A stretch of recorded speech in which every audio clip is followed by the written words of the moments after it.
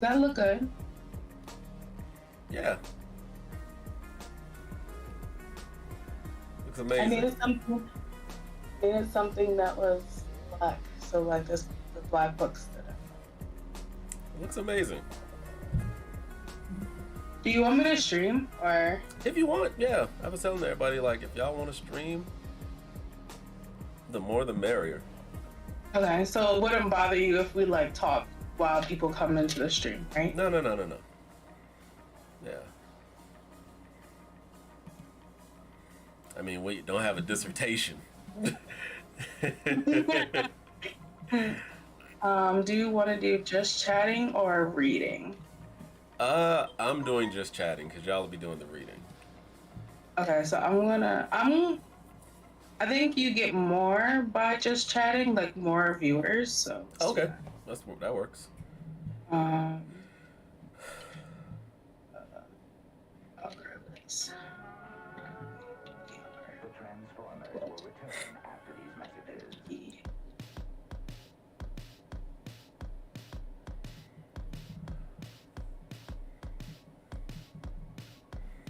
Gotta make sure my stream is good. Man, I got the little letter that I can stream to both Twitch and YouTube, so that's what I've been doing. Yeah, I've been getting your alerts We on out, YouTube. we out here. I'm trying to get these analytics up, girl. Alright, I'm gonna start streaming now. Yay. Crystal, thank you so much. Oh my God. Hi, how are you? I am too. Oh man, it's been. I got the little letter that I can stream to both Twitch and YouTube, so that's what I've been doing. Yeah, I've been getting your alerts There we go. Mute that. on YouTube. How are you and Bill? How y'all doing? Thank y'all for popping in.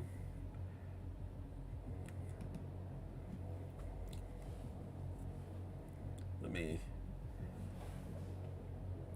finish loading up everything. We are still getting ready. There were little technical difficulties with Discord, which is why we're 5 minutes late, 8 minutes late, 3 minutes late, whatever. But we are out here, and we're waiting on Queen. There we go. Look at you, so cute. Let me see if I can do this the way I want it. There we go. So I need to.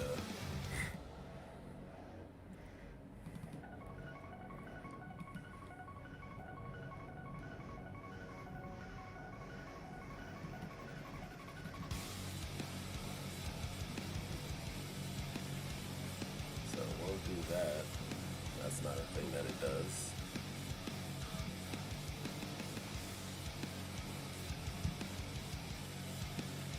We're gonna do some last minute costume hunting at some point, but of course I have to. Thank you so much. It really means a lot, because this was not last minute, but it was last minute for us. I just wanted to do something to celebrate. Like, this is a milestone for me.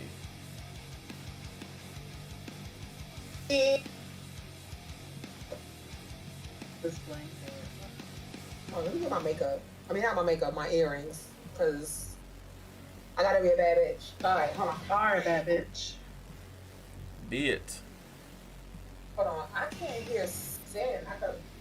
Hold on, I gotta turn her up. I don't think it's her. I think it's me. Welcome in, Kitty. 5 is your favorite number, so it's extra special. Well, thank you. This is. It's so hard to like pick your favorite thing, but I would say this is probably my favorite book that I've written. I'm so excited. Oh, I should probably win, right? Like, I know it's gonna make Sin and Queen cry, and that's why it's my favorite. Damn it! Hold on.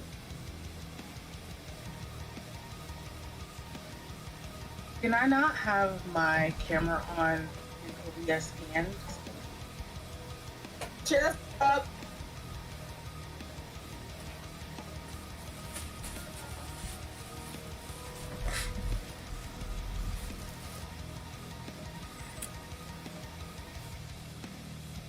Is that TT?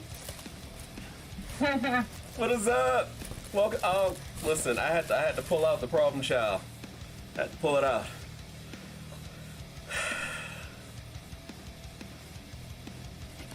Yes. Trying to figure out why you guys can't see me. Oh, well, my stream, I have to have Discord up front. Like, there you go.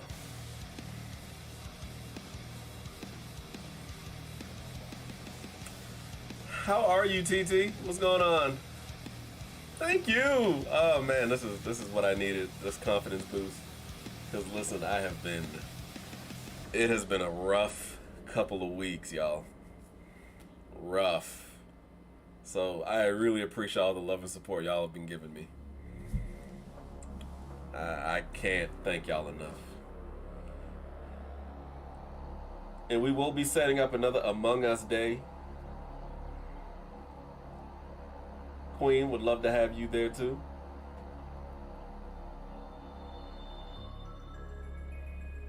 Since you got Among Us? I do. Ooh. Ooh. I do have a money. Join the squad. Join the squad of fuckery. Wait, there's a squad? Shut up. There's a squad of fuckery against me. Oh. But it's still a squad though, right? It's a squad, yeah. I'm interested. All they do is gang up on me. I changed my mind. I'm not streaming. You sure? Okay. Yeah. I can't get I don't think I can have my webcam for both Discord and Twitch. Mine either, yeah. Yeah, so we in here. We're in this thing. Shadow, shut up. You don't know. When we playing, here's the thing. This weekend is rough because me and Phil are switching off 12-hour shifts. Like, she's doing a 12-hour shift right now. She relieved me at 7 this morning. And I'll be going to relieve her at 7 tonight. And she'll be relieving me at 7 tomorrow morning. And then I'll be relieving her at 7 tomorrow night. And just like that for probably till Tuesday. So, movie night might be canceled. But we might be able to do Among Us while I'm at work. Because my internet still works and I will have my Steam Deck with me. So, we can have a Among Us night Sunday night if you guys want. Ooh. I'm good. Post Halloween, you do know a published author. And Shadow, I don't know what you're talking about. You were the one killing me. I wasn't killing any of you. Okay? I didn't get any kills. I'm pretty sure you killed me once. Don't lie. I killed you 3 times. But okay, well, listen. That's not neither here nor there. Okay? We had to celebrate life. We had to celebrate life now. It's the nerve. Ships passing in the night. Oh, because you might have a party? Gotcha. No, Shadow. You kill a lot of us. Okay? You and Shadow TT, is a serial killer. Him and TT just back and forth against us. Let me see. Okay. Got that pulled up. Also, y'all, I got something special. I bought a reading pipe for this event. This is so fun. I actually bought an old school reading pipe. I just cleaned it and filled it. So while they're reading, I'll be over here. I'm giving you 90s sitting on a step in New York. Oh. Tell me why. I just got off the phone with my friend and we were cursing out New York. Whoa, wait a fucking minute. Hold on. I feel offended. I'm sorry. I'm not even from New York and I feel offended. Listen, because we've lived in New York for a long period of time and we hated it. I mean, I understand. As a native New Yorker, I left because I hate it, but that's not but I don't. Okay, we'll talk. We'll talk. Right. Listen, it was like literally, if it wasn't for the people, the agriculture, the animals, the wildlife, the weather, it'd be great. It'd be great. Hold on, what happened? It's everything. It's everything. The only thing good about weather in New York is autumn, and that's only 22 days. I don't understand. Yo, I can't. See, if you can only live up there for 22 days, that says a problem. Right. Does it? Because I'm from there, and I feel like it just makes sense to my life and well-being. That's all I'm gonna say. But look where you at now.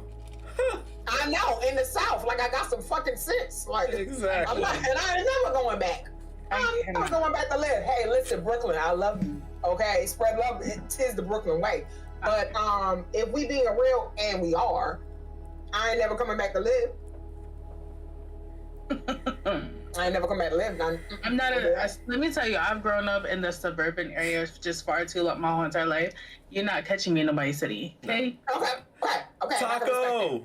I can respect that. Because it's a different fucking universe, is what it is. Yeah, it really is. Like, it's just not me. I like my stuff a little, like, a balanced pace, not fast, not too slow, balanced. Oh, yeah, there's none of that. Yeah, I know. I know. The only balance in New York is angry and pissed off. Yeah, and I'm hot-headed. I like slow. I'm not gonna lie to you. Hi, Taco babe. Taco, welcome in. Thank you for being here. How are you? Yeah. Since y'all didn't take me to the movies last night, that's fine. Listen, that movie was good. That's absolutely fine. I don't feel offended at all. Oh, I'm sorry. I should have pulled you up and you could have just been on FaceTime while you saw us jumping. Yes. I was literally watching this movie through my cardigan, okay? I was so scared. Kind of best friends. I was scared. I was so offended. I was like, this motherfucker at the movies. Ain't this about a bitch? The movie's not there. It was so fun. Yeah. The only creepy part I have Thank to you, say Shadow. is that I saw one of my former students and I was like, God damn it. Shit. You was out there trying to be cute. Student walk up on you, remind you. And he was like, ill. I said, ill you. I know, I was still very nice. I was like, hi. Nah, I can't. I don't think I ever saw any of my students from when I taught. I don't think I want to. I did. My king to be hydrated. Thank you, Shadow. I would love you to take a drink with me. We gotta stay hydrated. And thank you so much, TT. I hope you have a good day at work. I know that's a conundrum to have, but thank you so much for being here. Okay. All right. Okay. We live. So are we starting off with the like Q&As, or are we gonna do like one before and one after? Like how you? Well, wait a minute. Well, wait a second. First, we gonna start with what Queen is giving, and as soon as Queen puts on her lip gloss, she's gonna be giving this 90s sweater realness. Oh, yes. Let's go. Oh my God, Let's do it. I'm a little futuristic, you know what I'm saying? But I'm also, you know what I'm saying? I love Queen. Oh my Same. God. Same. And here with it, okay? I'm giving not rich auntie, but well off and cool enough. Comfortable auntie, but real AF. That's what I'm giving. That's it. I'm giving that. I'm the one that can talk to my sister. Like, she be tripping. I get you. Yeah. I get you. But also, what the fuck is you talking about? Sit down somewhere. Like, it's giving that. It's giving that. Yeah. Yes. Mm-hmm. I'm here for it. Mm-hmm. Yeah. Home office, keeping it relaxed. You know what I mean? Or the study. This is my study. Yeah. Yeah. Mm-hmm. Yeah. So, as far as author, let's start this party off right. First of all, shout out to Powerless, cause you a fucking author. Like, There he is.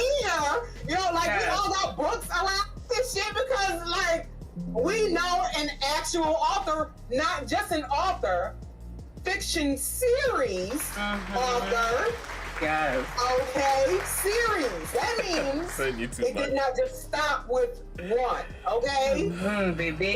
man had thoughts. Yes. Man was like, this can go on and on and on. Much as life. Such as life. Okay? Yeah. Powerless, Bobby R, how are you? What is up? Thank you so much. Bro? I want to say something. It was only supposed to be 3 books. That's still a series though.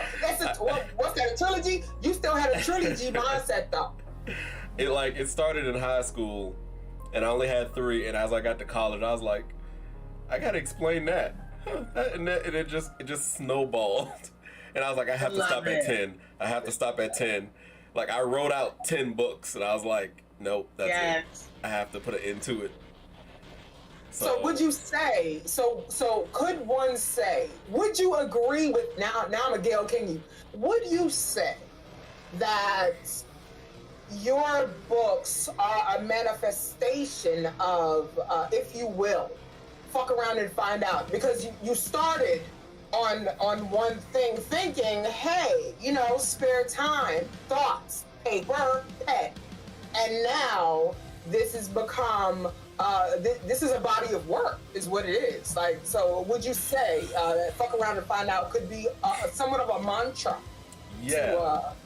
to your journey as an author? It's been just that, me trying to prove that I can do it to myself. Because that's why I don't really have like a publisher or anything. I only have to prove it to myself that I can do it. That's it. That's all I wanted to do. To just prove to myself that I can do this. Yeah, because I was a lazy kid growing up. Like, I'm not gonna lie, I was spoiled, sheltered, and I never got to like do anything for myself, by myself. So this book is just me doing that, like putting it out there by myself. I'm self-published. I do a lot of stuff besides the art and the editing. I put myself into these. Like, this is it. It's all me. And I'm just proud to say that I got this far with my lazy ass mentality. Thank you, Kitty. I'm so proud of you. Thank you. I'm proud of you. Oh, we putting on shades? Hold on, first of all. I'm not putting on the Rosses, but... Hey, she said she was outside. What's outside? I thought you said you was sitting outside reading. Yeah, that's my attire. So I'm definitely, while you're futuristic, I'm throwed back, okay? Yeah. I got me a whole like jumpsuit. Okay. Hey, work it. Work it. Okay, all right. Get off her. Get off her. Right. Oh, Kitty, it was either these or the Rick Rosses. Y'all don't want me to pull out the Rick Rosses. All right. Pull out the Rick Rosses. The Rick okay? Rosses are a little too much. He didn't do that. He was like, you needed to know. I had to put them back. Get into it. Right, put them on. I had to put them down. Talk your shit, because that's why we're here. Yeah. Let me see something. That's why we're here. I bought these motherfuckers for a reason. Let's I'm not gonna say. No, that's right. Let me see something real quick.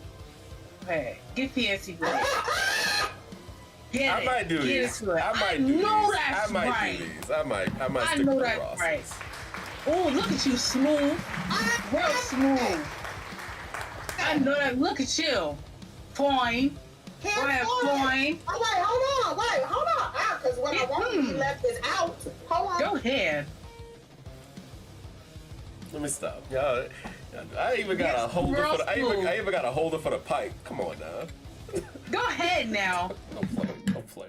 That's how excited I was about today. But yeah, all the books were just that. I just really wanted to prove to myself that I could do this shit, and I don't know. The only reason I self-published, like, I did have a publisher, but I'm lazy. But when I got that energy to do something, I don't like to wait. And I gave the publisher the book. I was excited. 4 or 5 months went by, and they was only up to chapter 3. I took my book back. 3 months later, I had it edited, published, all that myself. I learned how to do it. So it was just that. Like, a lot of my journey has been pettiness. If I can be honest. Like, I've had people in my family tell me, I've always wanted to do writing, and I've had like people close to me in my family telling me I'm never going to be able to do it. I'm never going to make it. Like, prominent people in my life. But I just wanted to say fuck you. Period. I'm here. I did it. I'm live. Go ahead now. Hey, listen, I just want to share a few words. You know, I get sappy, Pilot. I get sappy. But I love it. I have to, there's just no words to express how amazing and inspirational you are. Because I'm like, to me, in my mind, you're famous. I'm like, I have a celebrity in my life, and I feel honored. And you have inspired me. Now, once I get my ADHD under control, I too want to write a book, and I have like all the ideas, and you have helped me. Like, you have given me like tips and pointers. You're like, listen, now I'll sit on the phone with you and help you write your book and everything like that. And so like, we will get there once I get my ADHD under control. But like, the defiance that you utilize to fuel the things that you do, it is overwhelmingly like creative and amazing and astonishing, and I'm so fucking proud of you. Like, so proud of you, because I have had people in my life say the same thing, like, you ain't gonna do nothing, you just gonna do X, Y, and Z. Listen, I have many degrees. I am working in the field that I always wanted to. I am a therapist. That is all I ever wanted to be, and I am that. Can't nobody tell me shit. I may be unhinged. But you're there. Therapist. I'm a realistic therapist, okay? And I think you and I have like the same type of mentality where like we fuel off of proving people wrong, and I love that shit about you. I literally would not have done this, or I don't think I would have gotten this far if I wasn't able to rub it in someone's face. Fuck yes. Like, that's literally like when I finished my 5th book and I pushed publish, I made sure to unblock people on Facebook so they could see the post. I knew that's right. Hey, I love that. Okay. I'll give it that. What's up, Carter? Welcome in. Sometimes it's necessary. A lot of the times it's it. Like, I mean, I love it. I love it. Yeah, right. Talk your shit. I literally my God, went through the it's block beautiful. list like, oh no, you gonna see this? I want you. Like, Yeah. It's that I love Petty, because at the end of the day, it's like, hey, yo, watch what I'm doing while you sitting there at the level that you are doing nothing. But look at my greatness. Look at what I can do through all the shit that you said about me, you put me through or whatever. I'm sitting here living my best life, and you could only wish. You could have been a part of this, and you chose not to be. What's the point being a star if nobody can see you shine, is what I'm saying. Right, but my thing is, we love fans. We love a fan. We love a fan. Yeah, we love a fan, babe. fans. Okay. Yeah. Love a fan. The proper level of petty boss. Thank y'all. Thank you so much, Carter. Seriously. And welcome in. Well, you know what they say. The difference between a fan as a hater and a hater is 25 minutes. I know that's right.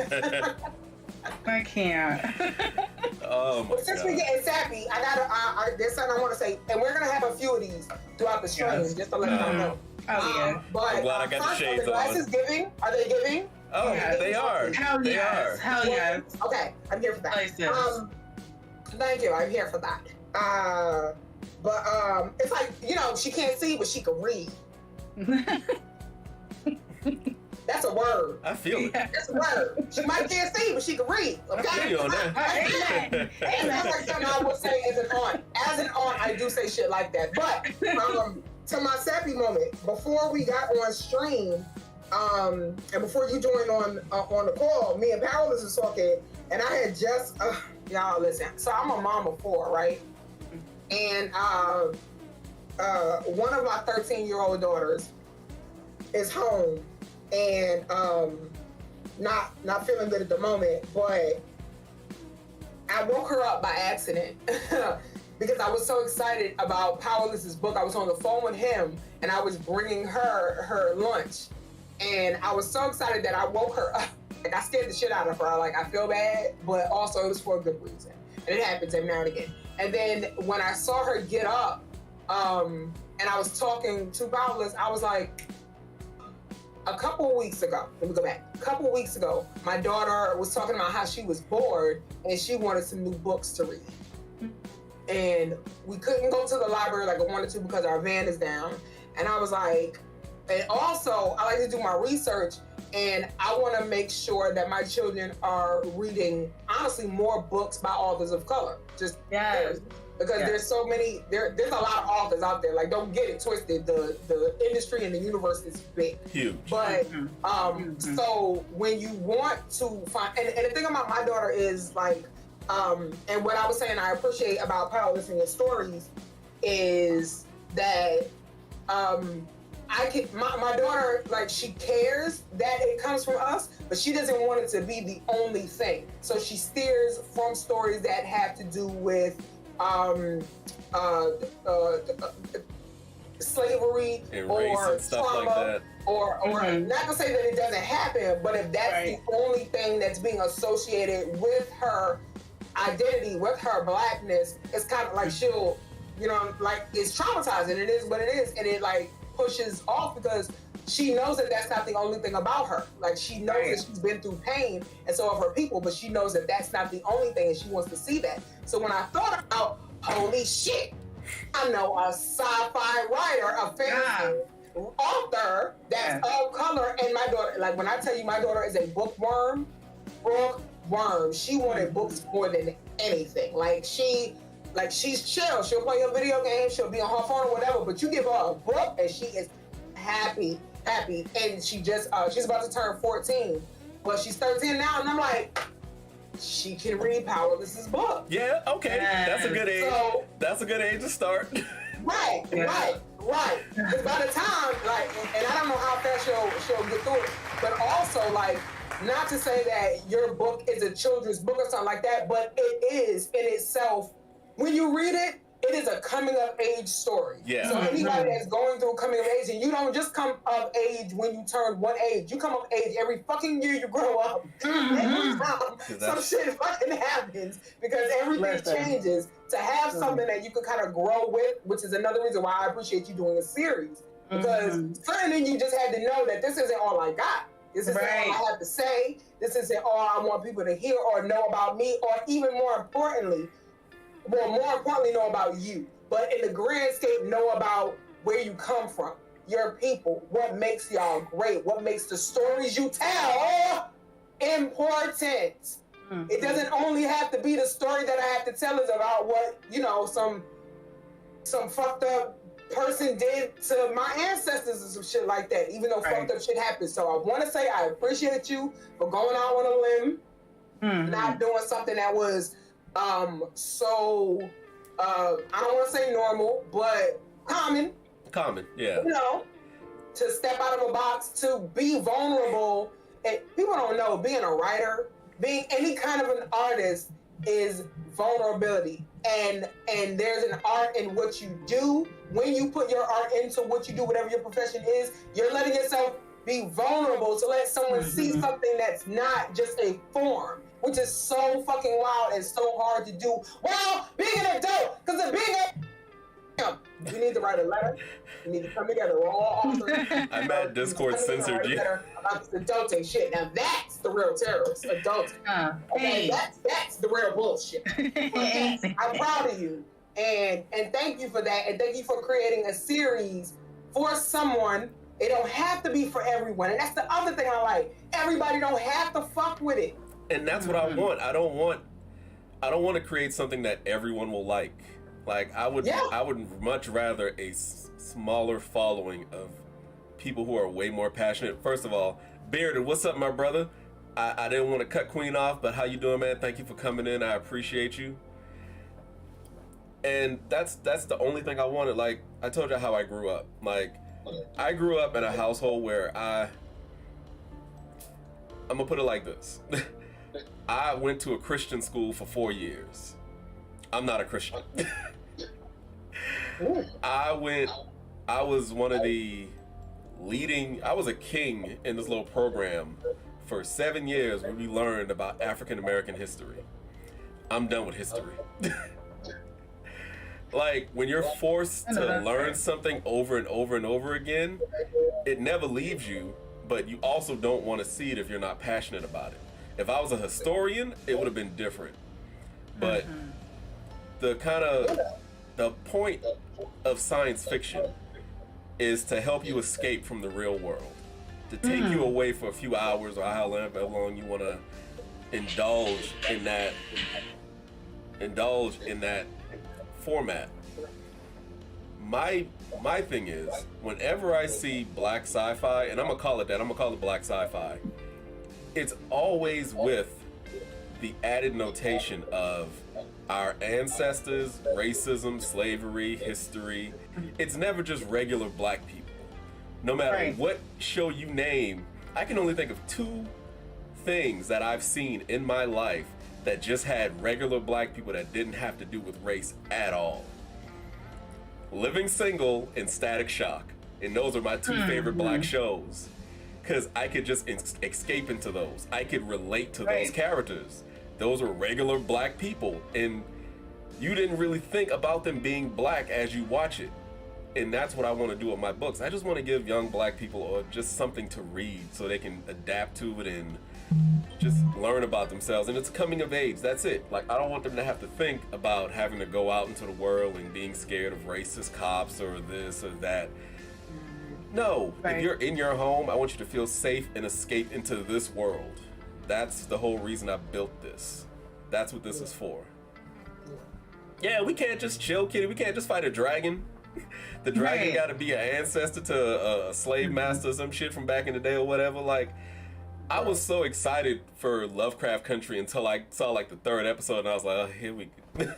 It never fails. It never. I couldn't even finish it. It never fails. Every black show or movie I get excited about because I think it's gonna do something different, it jumps back. Sorry to bother you. Like a Virgo. I'm a Virgo. I was excited for those shits. And then it got to like the last 15, 20 minutes and it turned into this whole historical event of evil white people. Some white people are bad, but not all of them. Like, I went to a museum with Phil and her family this past week, and it was an African American museum. Now, my thing about going to these types of museums is 2 things can come out of these museums. You can come out inspired to do more for your culture, your people, or you can come out with hatred. And I don't like that it's 50-50. Like, when you see a lot of that stuff in there, it can stoke 1 or 2 fires, either the fires of inspiration or the fires of hatred. I don't ever want to stoke the fires of hatred. I want to inspire. I want you to read these books and just feel inspired or happy, sad. Like, I want you to feel emotions. Oh, I did. That's it, yeah. You might hate a character or 2. You will. Oh, honey, won't you? Fuck Echo. Echo for president. I'm just playing. I said what I said. Fucking to this day. We're gonna go over the characters too. We're gonna go over characters and all that. Yes. But I wanna touch base on what you said, like the coming of age and everything. Although it is black sci-fi, some of it is definitely relatable. Like the relationships and the family dynamics in the books are definitely relatable. And it still connects to like present day. Like, it doesn't make you feel like out of the norm. Although there is like superpowers and superheroes and villains and everything, there is still that like modern day connection that like brings or reels you into like the realistic or like reality of things, which I love. Like, you get a well balance between both, like, you know, friendships, enemies, families, like parents, siblings, like, you know, and I think that is amazing. And also, like, some of the things that they go through, like, we too have gone through, regardless. Like, I can't see through you or like shoot laser beams from my eyes, but like, you know, you can actually kind of take that away and still be like, damn, I went through that, you know, or I can relate to that, or I seen that. And I love that you still put the realism, although it is black sci-fi. Right. And I'm proud of that was the whole point. I wanted people to feel connected to these characters, because a lot of I don't have the imagination to come up with original characters, so I use my friends and family's likenesses. So a lot of these characters are based on the personalities of real people. Russ, what's up, bro? Well, speaking of one of the characters, this is one of my best friends right here, Thinking. He's in the book as well. Yes. But the characters are based off of real people and how I see them react a lot of the situations are from real life experiences. Whether it's me or other people, like, I just add a sci-fi twist to it. But a lot of the shit that happens in the books actually happened in real life. And like, when I was telling Sin, like, oh, that actually happened, she's like, wait, what? Like, yeah, that happened between two people, two friends of mine, and they're okay with me putting it in the book. I'm not trying to best man nobody out here. Like, I actually asked my friends, is it okay for me to add this? Like, or what would you say if someone said this to you? Like, if I can't think of what the character would say, I ask the person the character is based off of. So that's what we do. Don Polo was good, bro. Welcome in, welcome in. Hey. But thank you, Sin. That was my main thing, is I want these characters to feel as real as the relationships as I have with the people in real life. Because these people, in like the people from the books, I love them with my whole heart. Like, men, women, my goddaughter, who's one of the main characters, like Russ, you two, like, I love y'all so much for letting me use y'all to drive this. And I can't thank y'all enough. And this is the main character right here, C-Series. This character, this is my best friend who plays Marcus in the book. Yes, so, Marcus. Like, I was just saying, I threw it for you. What? I missed it. I glitched out. What happened? No, my friend C-Series. Gilbert, what is in? Thank you. I'm trying. This is the book release party, man. I'm trying to be out here. Q, welcome in, welcome in. But I was saying, CC1 Series is the main character, Marcus, in the book. Like, the character's based off of him and the shit he's been through. Because this is one of my oldest best friends that I grew up with. And when we were in college, I was writing the book and I couldn't think of how the characters could look. So him and my best friend Mouse were two people I was hanging around a lot with. So when I was writing the characters, I didn't even realize I was writing them, the two of them. And it never dawned on me how, like, we was just hanging around a lot, sleeping at each other's places, just hanging out, going to the movies, going out, whatever, dealing with relationships and shit like that. And it until we was just sitting in my place one night and I was like, can I use y'all without a second guess, without even like a moment's notice? Yeah, of course. They came down for photo shoots. I have live action pictures of them doing things from the books. And let me see if I can pull one up just to show y'all on camera. I can't thank them enough. And if this thing ever blows up, I'm sorry I'm rambling. If this thing ever blows up, I told them. I encouraged it. The fuck? Yeah, I always tell them, I don't like taking people with me for freebies, but if they would love to be the models for the characters for video games, voice actors, I would love for them to do it as opposed to getting somebody else. Like, right. That job would be theirs first. Like, I would rather give that money to them. I love it. I fucking love it. Listen, and when I meet y'all in real life, because I'm a part of the club now, okay? We're official readers. We're in this too now, okay? We're all a part of the team. So when I meet y'all, pardon the side eye for some of y'all, okay? Just I'm keeping it up. You know, that's not my feeling. And that goes to powerless writing, okay? Because he put me in the spirit to hate you all. But yes. I know that's not the best picture, but I'm gonna see if I can pull it up better. Look at y'all. Right. I'm gonna see if I can pull it up better. I'm here for it. But yeah, that is it. Like, I do this not just for them, like for them. The main reason, I'm not even gonna lie, the main reason was my little brother. Like, I remember taking him to the store and he wanted, like, my little brother's just like me. And we got comics and stuff like that, but he wasn't attracted to comics like Black Panther and stuff like that. Like, we're black people, but we are well versed in our heritage in my family. Like, we are taught at a young age our history and everything. So we were we're not really attracted to characters like Black Panther and stuff like that. Like, we don't have a desire to go to Africa. We're nerds. We got a desire to go to Japan and Tokyo and shit like that. Like, let's just be real about it. So, him looking for something and not being able to find something that he was into also inspired me. Because he also deserves to know that that's why he's one of the main characters in book 6. Like, as he got older, I realized I wanted him to be a part of this because he was very special to me. So I made him the main character in book 6. Like, that's my thing that I wanted to do to him, because there's not enough love and hugs I can give this young man. So we love that. Finding something to relate to is important. Yeah, it is, man. Like, it's so hard. Yeah, you got the bald head. Little bald head.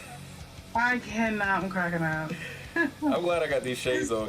There was moments where I was about to like, okay, y'all this is so beautiful. Right. I'm sorry. I'm just overcome with emotion. Hey, you should be. Bitch, you better praise God, or I'm a And I am. I ain't playing by my Lord and Savior. I'm on my God. AC, welcome in.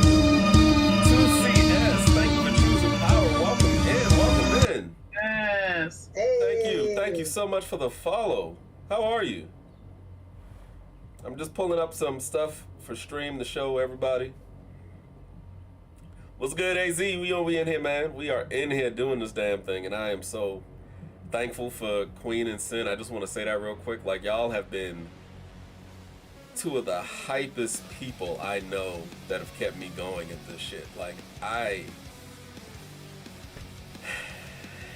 y'all have kept me going in moments where I was down. Like, Yeah, you've been keeping me going. that's why. But Listen, that's, you always here for us. You gotta be here for you, okay? but that's why. Like, Yes. I Be return here for each energy. other. I return energy. When y'all say I do stuff for y'all out of the nowhere, it's because y'all have done stuff for me that y'all don't even realize y'all have done.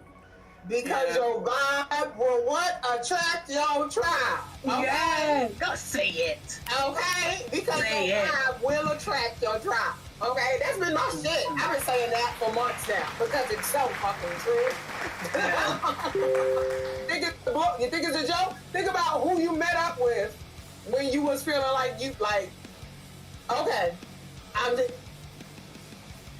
just auntie. Okay, I'm just auntie. Okay, I just keep it real. Thank you so much, Vaughn. And 2, we are good. We are just in here hyping each other up, showing each other love while we do this book release party. It's been nothing but just vibes. So I hope you can hang out for a bit. And Don, these are 2 of the best to have. The amount of time we have helped each other out when the other one has been feeling down and not inspired for doing anything, I would never want to lose y'all out of my life. Never. Ever. And you won't. I'll Ever. fight somebody. I don't care. I'll go to jail. Listen, like I Go told to jail.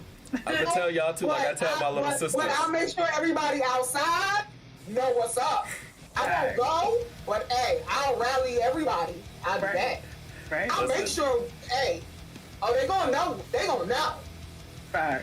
I'm gonna tell y'all, like I tell my little sisters, if anybody ever hurts y'all, I can only do what I'm gonna do once. But I will do it because I love you. Yo. Okay? I can only go to jail once. So let me know. So plan out. Let me know exactly what you need. Let's get our gambling freak on. Thank you for the bits, Gilbert. Thank you for the listen. Miss Savannah, welcome in, welcome in. We all need them. All right, so I'm gonna try to pull up this shit so y'all can see it. Like, it's... All right. Gilbert, Let's get our gambling freak on. Yes.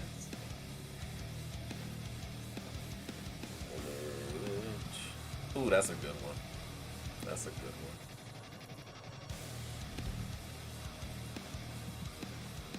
All right.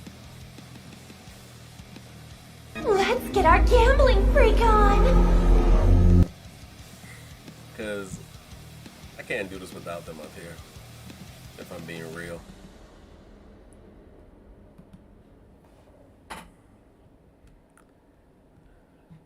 For those of you that don't know, these are my best friends, Mouse and Jarrell. Her real name is Shanice, but I call her Mouse.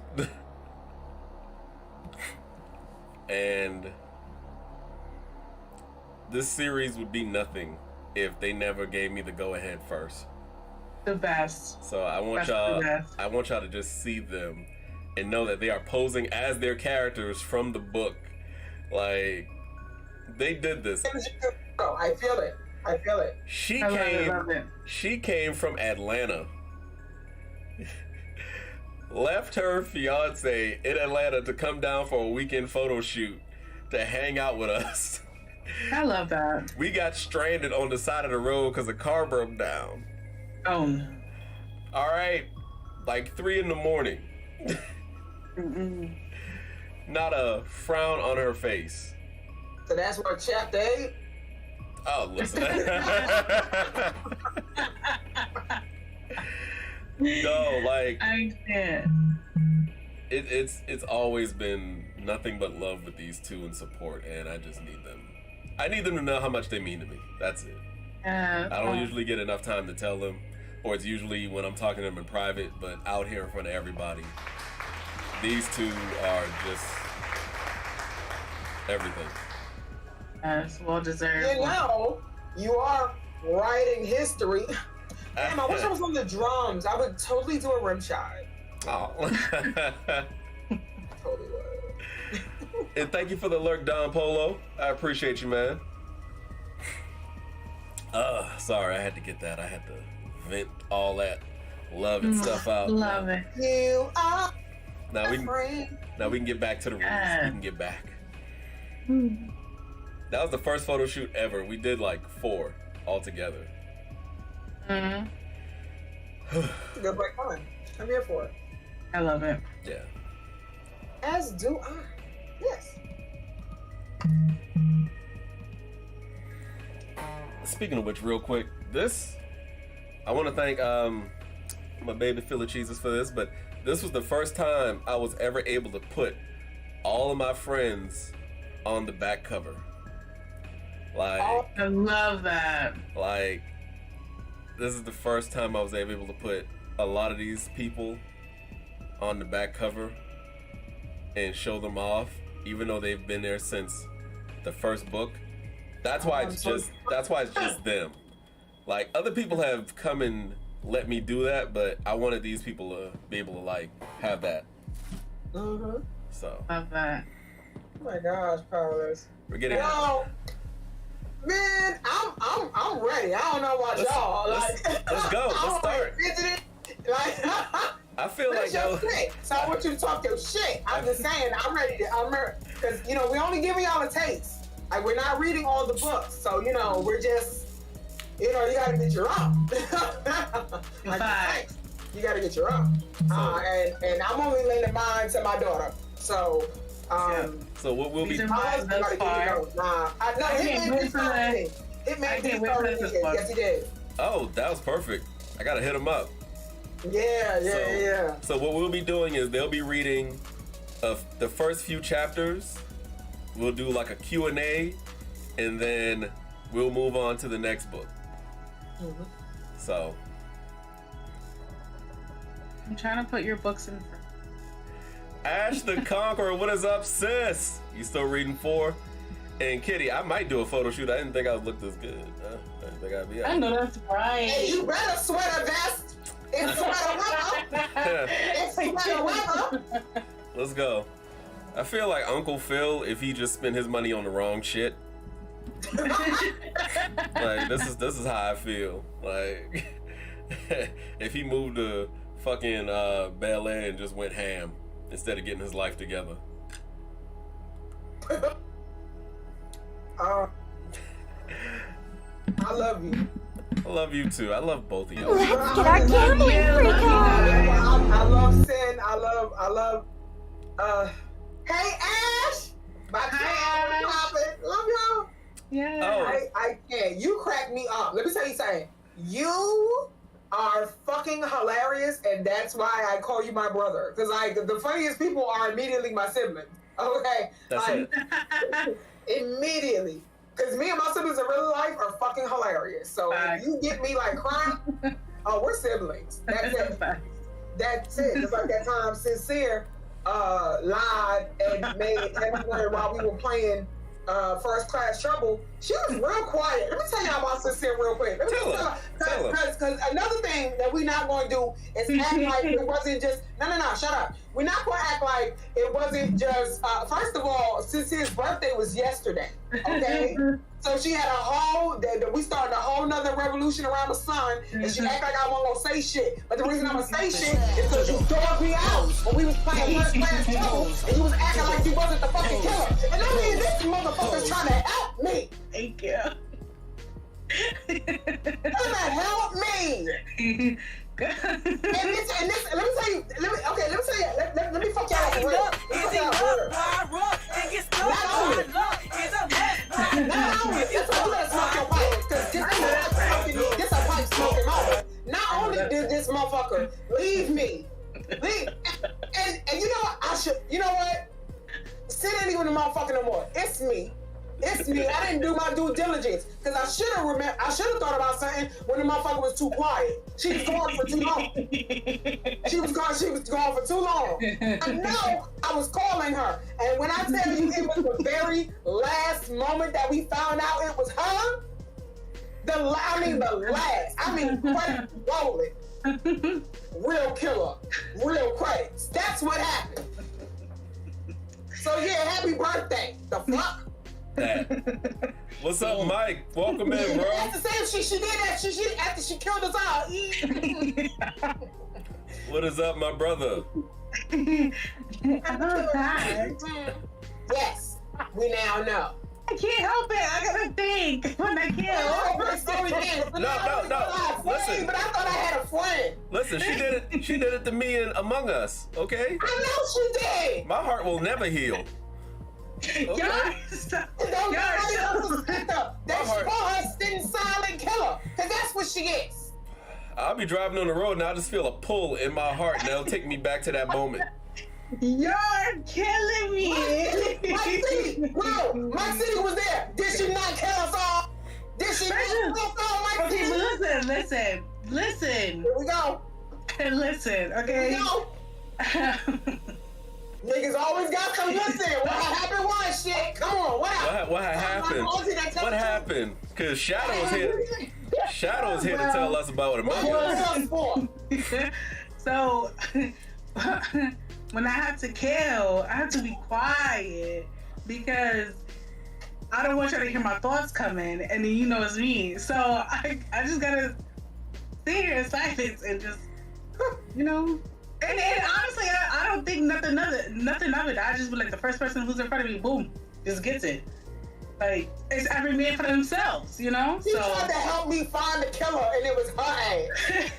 I thought it was two of us. She did that shit to me too. Talk about the other one. She did that shit to me too. I was like, all right, sis, we gonna go look. We going to look. We gotta band together to hide from this imposter. The whole time it was her. You should be in book 9. You should be one of the villains in book 9. Make the call. No, don't do that to me. No. This my impression of Sincere. Y'all ready?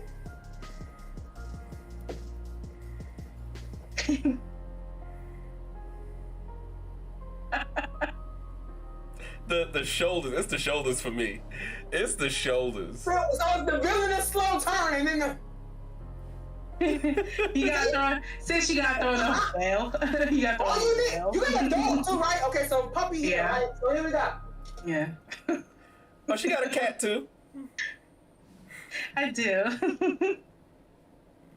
I can't help. You're not going to see her. The queen, she only uses these 2 fingers right here because this one got to be out for this. Yes. Okay. Yes. I cannot. Y'all are really out How here. you do period with your pinky out? Period. See? Period. That's it. Okay. I just had to get that out because she thought she was going to stop. Thank you, Shadow. Okay, to be fair, I do watch a lot of true crime, so I just know a few things. I believe it. Your research has done you well. I can't. You are Right. effective. I will give you that. You are effective. Yo, listen. Don't, Howard, if you put me in a book, I don't want to be in it. Okay, It has to be now. We'll see. We'll see. I'm okay. I'm okay with it. We will see. Tell her. This is how you can tell when I'm plotting. This is how you can tell if I'm plotting. When I rest my hands on the top of my tummy. The most comfortable position. And I start shaking. That's Listen, what do I gotta do to heal the wound within? It's done. It's above me now. It's above me now. it's out of our hands. It's out of our It's almost hands. like it's stinging a little bit. The ball is off the court in the storage room. The game's been over for weeks. All right, the season's done. Listen. The jig is up. The season's done, baby. Listen. We don't even play that sport no more. But you've killed me. What did you say earlier? You killed me 3 times. And you killed me once, and that hurt. You know what? That ain't mathing. That math is not mathing. Well, guess what? Okay. I got a D in math. Well, guess what? I failed math and had to take 2. So, who won here? Okay, damn it. It wasn't that big. He killed me 3 times. What was I supposed to do? Just sit there like, You know what? It don't matter. Take the L. You is you have a certain je ne sais quoi about your kills. It's like there's a certain paprika. I don't know. No. It's sus. Here's the thing. I ran by her, killed her, kept it moving. She went with me on task. She watched me do 4 tasks. Okay? She watched me do 4 tasks. The game started, I ran over, I killed her, I kept it moving. All right? She pretended to be my friend. It was personal. For 5 minutes. You guys made it personal. All right? She walked around with me. She watched my back while I did tasks like somebody was going to come and kill me knowing it was her. And once I did the 4th task, I died. And I was like, I've never called anybody I almost called you out your name. But it slipped out. So you have to understand that you just have to be strategic with your kills. You just cannot be blatantly just walking around killing somebody. You have to just hide in the corner. No. You have to literally go with it. See, that's I get it, and I get it. True Crimes has taught you well. It has. However, fuck you, and I don't want to. I just no. You know, it's okay. Please. What's I'm good, not gonna hold you. I Hitman? take some pride in that. I take pride. Be mad at me because I'm strategic in my killing. But who you gonna call when you need to murder somebody? I'll be dead. That's really it. That's really what you not getting, Sin. Who am I calling? The person I thought I could call is the killer. What is up, everybody? Welcome in. All right, let's get back to it. We got off track. And we gonna stream together, boo. Don't worry about it. We are. We definitely gonna do that. All right. So who's first? I'm not. My feelings is hurt. Sin, you going first? I can. What do you want me? You want me to go find something in book 1? Yeah. Wait. What happened? No, I didn't hear what she said she was gonna do. So are we reading chapters? I could do 2 chapters. Okay. I guess are we doing the first 2 like we talked about? I can do that. Yes, I can. Allow it. Right, give me 1 second. So, Sincere X will be reading the first 2 chapters of book 1. I will put the command in the chat for anyone that wants to check it out. I had to take my sunglasses off. I haven't read on stream for a while, so bear with me. I don't know how to read. As she says, having been reading all 4 books. So this is Powerless Potential, Chapter 1. Scene opens to the inside of Glover Grove University's gymnasium. It's the end of the school year and an hour after the noon graduation service for all seniors. The students are scattering to collect their diplomas and head outside to meet with family and friends. But in the midst of all the confusion, there are 2 students left in the empty halls leaning against a locker and having a very unsettling conversation while everyone else rushes to exit the building. Near the exit stand 2 people who are having a discussion near a row of wall lockers. A tall young African American man with dark skin, wearing a graduation cap with his gown open revealing a white t-shirt and jeans, is seen talking to a shorter Hispanic woman of a light-skinned complexion wearing her graduation gown with her cap under her left arm. As the last group of people exit the gym, the girl's hand flies across the boy's face. "I can't believe you! Marcus, you son of a bitch!" The girl says with anger in her voice. Marcus rubs his cheek as the smell of her perfume clings to his face. "Ariel, Marcus responds timidly before Ariel cuts him off. You're really breaking up with me? Me? Don't you realize who I am?" she yells. Marcus begins to tense his muscles and prepares to speak. I just don't see us being able to keep this going, especially with us going our separate ways, now that we've graduated and you're going away for college. You know, I hate long distance relationships. In that instance, Ariel's eyes became wide as she looks at him in disbelief. Really? Long distance?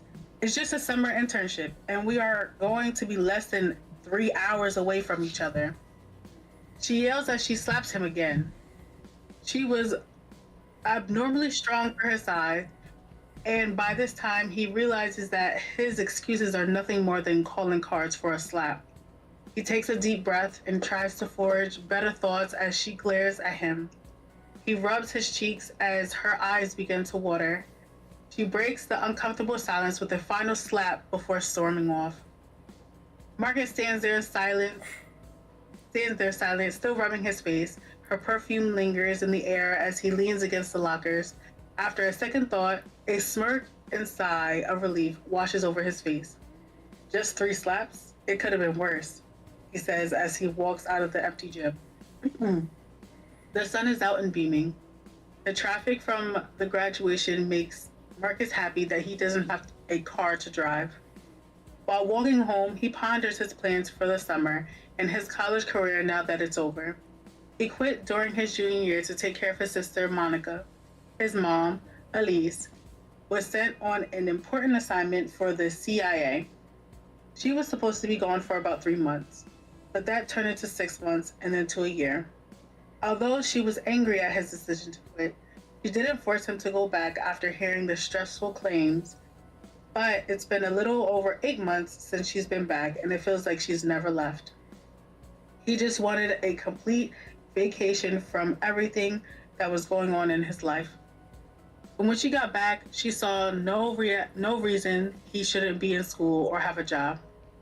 He feels it's pointless to even waste the energy thinking about arguing his case again when his mom has already scheduled an interview for him working at the PWP. The look of anticipation on her face during the graduation showed him all he needed to know. His pace slows down as he looks at the sky. Is it too much to ask for a summer vacation where I can actually relax? He yells at the clouds. Followed by a deep exhale. Maybe I can sabotage the interview. Yeah, that would work. But then again, Mom has connections almost everywhere. For sabotaging this interview, at least buy me a week at most of rest before she had a chance to pull any more strings. he says to himself as he picks up his pace and smiles devilishly at the thought of his own genius. Just then, his pupils flicker and begin to track his eyes to the left as he turns his gaze towards an old man. He's sitting on a park bench, feeding a flock of birds with some breadcrumbs. The old man waves and smiles at Marcus, return the friendly sentiment. Telekinesis. You don't see that a lot. You don't see a lot of those anymore, he states as he continues home. At that moment, the old man begins to levitate the breadcrumbs as to playfully have the birds chase them through the air. Seeing the old man with telekinesis reminds Marcus to go see his barber and friend, Trevor Biggs, who also has the same ability. He is going to play the part of pretending to want this job, and he has to look the part. He takes a detour walking home and heads towards the barbershop. It doesn't take him long to get there. A bell on the door rings as he enters the barbershop. He sees Trevor is finishing up with a customer. The shop is fully staffed with 3 more barbers and 2 more customers. Perfect timing. Marcus thinks to himself as he and Trevor exchange greeting through head nods. He walks over to one of the many chairs that line the wall and takes a seat adjacent to Trevor's area. As he sits and waits, his mind begins to think back to when he came to the shop for a haircut and met Trevor for the first time. He remembers it was his sophomore year of college. Trevor was just starting out and no one really gave him a shot except for Marcus. He remembers the look of anxiety on Trevor's face as he nervously asked if he wanted him to cut his hair. He had been turned down so many times that it took Marcus actually sitting in his chair before Trevor realized he had said yes. As he got in the chair, Marcus shot him a glance of trust. With that, Trevor became empowered with confidence as he began to levitate his clippers with his powers. Marcus looks up at the clippers while Trevor preps him, and with just a thought, the clippers were at work, 2 at a time, cutting and shaping his hair as Trevor circled the chair to keep track of the progress. As Trevor finished, he telekinetically lifted the excess hair from Marcus and sent it to the trash. He pulled a mirror to his hand and placed it in front of Marcus.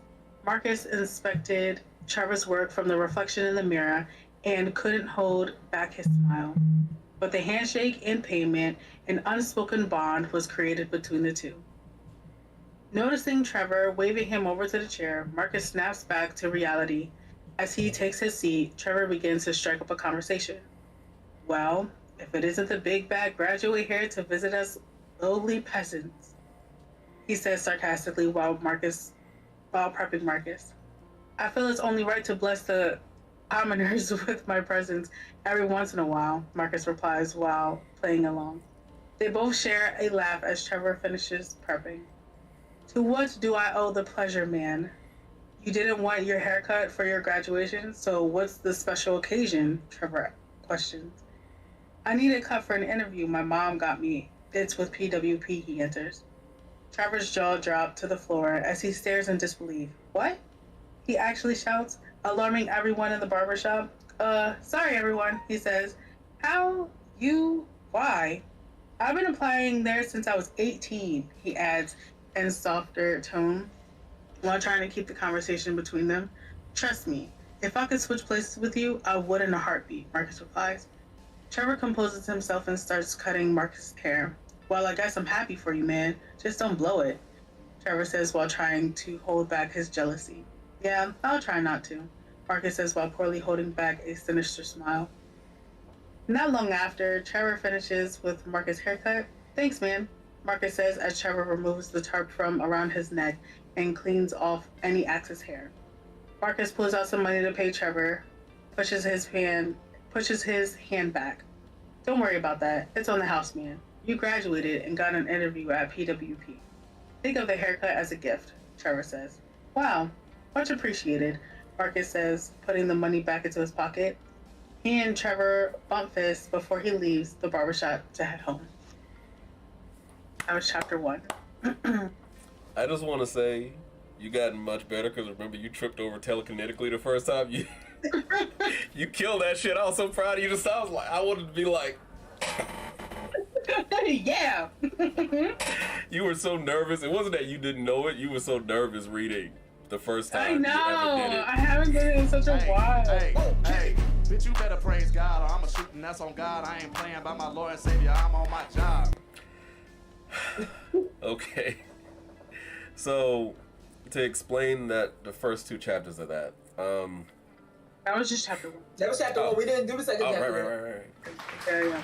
Do you want me to read chapter 2? Yeah, go for it. Okay. Chapter 2, I'm sorry. Still getting over. Marcus walks a couple of blocks and arrives at the walkway to his two-story light blue painted home. He notices his mother's red hover car in the driveway, which means it is time to put his plan into motion. He starts to get nervous and jumps up and down while shaking his arms to get rid of the feeling. He walks down the walkway to the door and anxiously opens it with his key. His hands begin to shake as beads of sweat begin to roll down his forehead. He knows exactly what he's in for. And it's scaring the living hell out of him. Elise was the definition of a man-eater.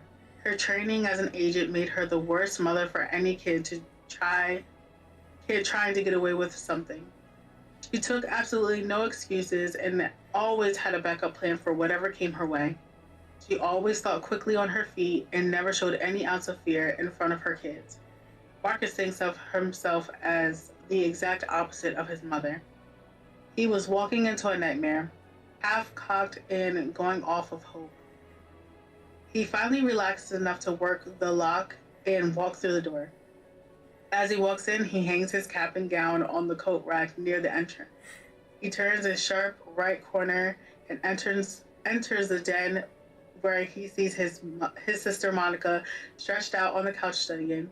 His sister was short and slim with dark brown skin and long black curly hair. This didn't surprise him one bit. Everyone knows she's the only hope between the two of them that has any potential for greatness. She waves her hand to greet him but doesn't even turn her head from the book propped up by her knees. He waves back and continues toward the kitchen where he hears his mother working her magic. She and Monica left right after the ceremony so she could rush home to cook his favorite meal, which consists of barbecue chicken, brown rice with vegetables. Elise always dressed as if she was going to be called for a field mission, except for today. She was still wearing the clothes from his graduation. Khaki slacks with a crimson-colored blouse. Her dark hair was always in a bun or wrapped. She says it was more tactical in case she was needed to jump into action at a moment's notice. Her skin complexion was a little lighter than Marcus. His mom was sitting at the corner cutting vegetables while everyone else was cooking. "Hey there, gorgeous," he yells as he runs over to hug and kiss her on the cheek. "Hey, graduate, how are you? How does it feel to be free from the world's most expensive prison?" she asks jokingly. "It feels pretty good, finally getting a chance to be able to rest for a while, you know," he says. "But don't go into hibernation. You do have that interview, and after that, you'll be working soon." "Can't believe you're finished with college. I was so upset with the decision you made to quit while I was gone. But I gritted my teeth and trusted your judgment against my extremely better judgment," she says. "I know, Mom. I understand your rules are high school, college, and then try to get a job making big bucks. But I just don't see myself getting into the whole corporate world thing. I'd rather you not waste your connections and favors on something I'm more than likely to quit, especially when you can focus on using them for Monica," he states. Elise lets out a sigh and then smiles at Marcus. "Well, you know what that means. I can be a clingy, controlling beast of a mother until the day you move out," she says. "Which you'll probably be 10 years after I do," Monica yells from the den. Elise covers her mouth to try to hold in her laugh from the statement. Marcus glares in the direction of his sister's voice. "Yeah, hilarious," he says. His mom changes the subject. "Hey, look on the bright side. When you get the job, we can work out a plan for you to save up money, get you a car and your own place. I have faith in whatever you decide in life, Marcus, and I believe this opportunity will allow you to get out and help you find something that sparks your interest," she said. Yeah, hopefully, he remarks. He clenches his fist as he feels his stomach begin to tighten. This is it. The moment of truth, he thinks to himself. Here goes nothing, he thinks to himself as he takes a deep breath. Yeah, but you know what if I don't get it? I mean, I won't give up, but I might take a break afterwards to get my mind together for the next interview. Especially since this one is so soon. I could even use this for a practice run to help me come up with game plans for the next interview, he says with a nervous smile. Sorry. He couldn't believe what he just did. The words that came out of his mouth actually made sense. He threw himself into a storm-ridden ocean and began to swim through the rough waves with ease. He started to relax as he believed he gave a good opening argument. There was no way his mom could counterattack, he thought to himself. He felt as though he covered all his bases. He didn't say no to the interview. He wasn't going to give up and was going to work on getting a job. Basically, all the things his mom wanted to hear. That storm in the ocean started to calm. Elise just smirks and points to the fridge behind him. Two large posters being held up by fruit-shaped magnets assaulted his eyes. Each had a drawing of a calendar month with blocks for days on them. The days filled with one or two interviews scheduled for every day and house and yard work to set on the weekends. His heart drops as he stares at the calendar in disbelief. I haven't set you. I'm sorry, this is funny.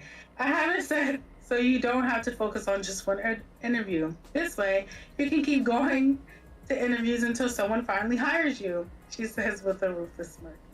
Back in his mind, he turns around to find the calm ocean was just a front for the massive tidal wave that was just about to crash down on him from behind. His mother laughs at his feeble attempt to get over her. He pulls his composure together as he stares at his mom. But how? Why would you? What kind of sadistic lunatic are you? He yells. The kind that wants her lazy son to do something with his life. Something besides lay around the house and talk to his little girlfriend. By the way, you might want to let her know that due to her busy schedule, she may not be seeing much of you, she says with a chuckle. He slowly turns his head in shame. Well, that shouldn't be much of a problem since we kind of broke up today, he says. His mother's joyful laughter is cut short as she stands there and stares at him. Her blank stare quickly turns into a glare as she reaches into her pocket. She pulls out a long wallet and opens it. She then pulls out a stack of money and begins to count out until she separates $40 from it. As she is putting the rest of the money back, Monica's hand extends past him. His mother lets out a long sigh as she places the $40 in Monica's hand. She smiles as she quickly recounts the money. Wait, what's happening here? Marcus says as he stands there, completely confused. Monica folds the money and puts it in her back pocket. She then turns to Marcus and begins to explain what's happening. I bet Mom $40 that the new chick you were dating wouldn't make it past summer vacation, she said. Wait, you two bet on my relationship with Ariel? What kind of people are you? He says angrily. Oh, please, calm down, Diva. I was actually rooting for you and the little harlot to go the long distance. Somewhat. It was your sister that saw nothing but the end, Elise says. That's true. I didn't even bother to even meet her or learn this one's name. Didn't really want to know anything about her. Honestly, it all just seemed like useless information that would take up space in my head, she says. Marcus strains himself to defend what little he could of his relationship. Look, I really cared for her. We were just going into two different directions, like getting to a crossroad in life. We had a lot of great times and we learned so much from each other. We just decided that the way our lives were going, it would be better to just part ways and remain friends. His cheek began to sting as if he knew he was lying. You two were dating for less than 5 months, Mark. I doubt she was anywhere near soulmate status. So please, stop with the dramatics. And don't forget to get your clothes ready for tomorrow. If you bring them down when dinner is ready, I'll iron them for you, his mom says. Standing there lost for words, Marcus turns and storms off into the den and up the stairs to his room. You guys are real jerks, you know that, he yells from the stairwell. Then there's that 7 pumpkin, Elise says lovingly. After a quiet dinner with his family, Marcus goes to his room. He lies in his bed and stares up to the ceiling. He reaches in his pocket and grabs his phone. He notices that he has 4 text messages from Ariel that can read. Can we talk, please? Are you ignoring me? You are such an asshole. I fucking hate you. And finally, I'm sorry. I'm just really in my feelings right now. Can we talk tomorrow? Marcus shakes his head and ignores all the messages. He begins to write a new text and sends it to someone. After successfully sending the text, he drops his phone next to his side and continues to stare at the ceiling. He starts to replay the events of the day in his head. Soon after, something catches his attention. He notices a ghostly hand flowing through the ceiling that is shortly followed by an entire female figure. The entity is light green and her eyes are entirely white. She has a very low-cut, natural hairstyle. Her body looks as if it is wrapped in flowing silk green sheet. Marcus begins to smirk as the figure slowly floats towards him. Emma, do you have to be so ominous when you appear? He asks. I mean, yeah, especially in this form. It only seems right to add some kind of effect to my entrance, he says. I texted you earlier to see how you were doing, he says. Well, some of us still have classes to attend. I still can't believe you finally graduated. Man, it seems like just like yesterday, we met through the pen pal program at our school during freshman year, she asks. Yeah, who knew I'd meet one of my best friends with it and she would live all the way in New Zealand. Please. Good thing for my abilities too, being able to use astral projection to allow me to just visit you wherever you are free, says. Emma then floats to sit on the edge of the bed and folds her arms. So let's get down to business. That text you sent me about your interview and says with a sigh, yeah, we broke up, he says while interrupting her. Emma's demeanor changes as she hangs her head and palms her face, takes a deep breath, and tilts her head back. Now, I have to wire your sister $40. I cannot. She says with a little sigh, I can't. That's funny. Marcus glares at her and says, what? How many people did she bet? Don't worry about it. That's not important right now. What is important is you getting a handle on your love life, mister. You really need to be careful. This isn't like the olden days where chicks would key your car and set your clothes on fire. Some of us have powers now. Really dangerous ones. And we can do a whole lot worse, she says with a chuckle. Blowing off her statement, Marcus looks at her and begins to ask, hey, Emma, do you think I have potential? She stops, laughing to see the serious on his face. Of course you do. Everyone does. Is this about your powers again? I've told you hundreds of times, Marcus. Your powers don't make you weak. It's really unique. Not like my ability to travel in this astral form and give visions or possess bodies. Those are so cliche. You're a rare one, Marcus. Learn to act like it, she assures him. They chat for a little while longer about each other's day before Marcus realizes the time. Emma wishes him good luck on his interview and fades away. Turning his attention to his window, Marcus walks over to it. He stares at the night sky and his gaze strays across a nearby tree. A cat sits lazily on a branch and catching Marcus, Blaze jumps down and runs away hurriedly. As the breeze blows the branches into motion, he begins to sense different powers around him. He senses a necromancer, a mass shifter, someone with night vision, and the last one is invisibility. That's the closest one to Marcus. He gets the urge to scan out his window as he feels the owner of the invisibility power start to move towards him. He feels it as clear as day. Someone is getting close, using the tree outside. Thanks to his power, he knows exactly where to look. Marcus stares straight ahead and winks towards the tree outside the window. The branches rustle, and he feels the watcher get farther away from him. He smirks as he lies back down in bed. He checks his phone and sets his alarm. He relaxes his mind and prepares for his interview. As he thinks, his eyelids begin to feel heavy until he falls asleep.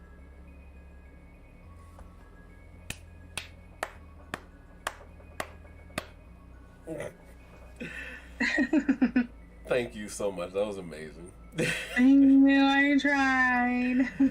I was taking notes to bring up stuff to talk about. Thank you so much for the lurk, Shadow Kitty. I really appreciate you. Like, I know I met you around book 3, but you still made an impact here. So thank you so much. And Marcus's luck with women is based on me and my friend Jarrell's actual luck with women. The slap actually happened. That was a real thing that happened to me. Sin, I told you the story before. I know. So I just adapted that for this character and him. Trevor the barber, his friend, is based on one of my friends actually, who was a barber, that he was jealous of a job I wanted. Like, a lot of the things in my books come from real life situations that happen between me and my actual friends and family. So the application ducking, wanting to get out of jobs, having someone set up fucking interviews for you constantly was me with my grandma and my granddad. Aww. And when I finally messed up every single interview and I thought I had a summer off, they forced me to go to work with him, helping him for free. Oh my God. So, and the mother, I wanted to make a mom because I don't know, I love black mothers when they're written differently than a lot of the ones you would normally see, you know? And this, Marcus's mom was based off of the 3 people in my life that were like mothers to me. My actual mom, my stepmom, and my... Hold on, my camera froze.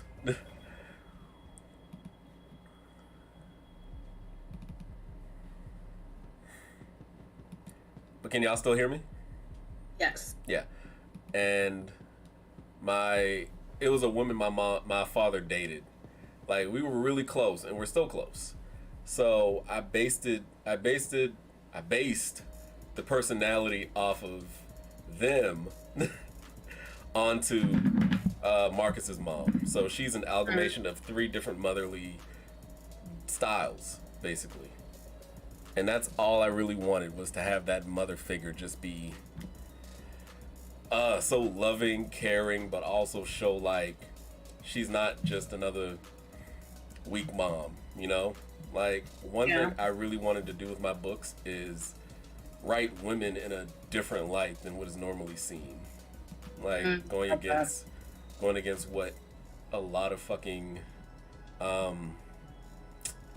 writers do when they write women characters, or especially black women. You know? That's it. Like, I just want...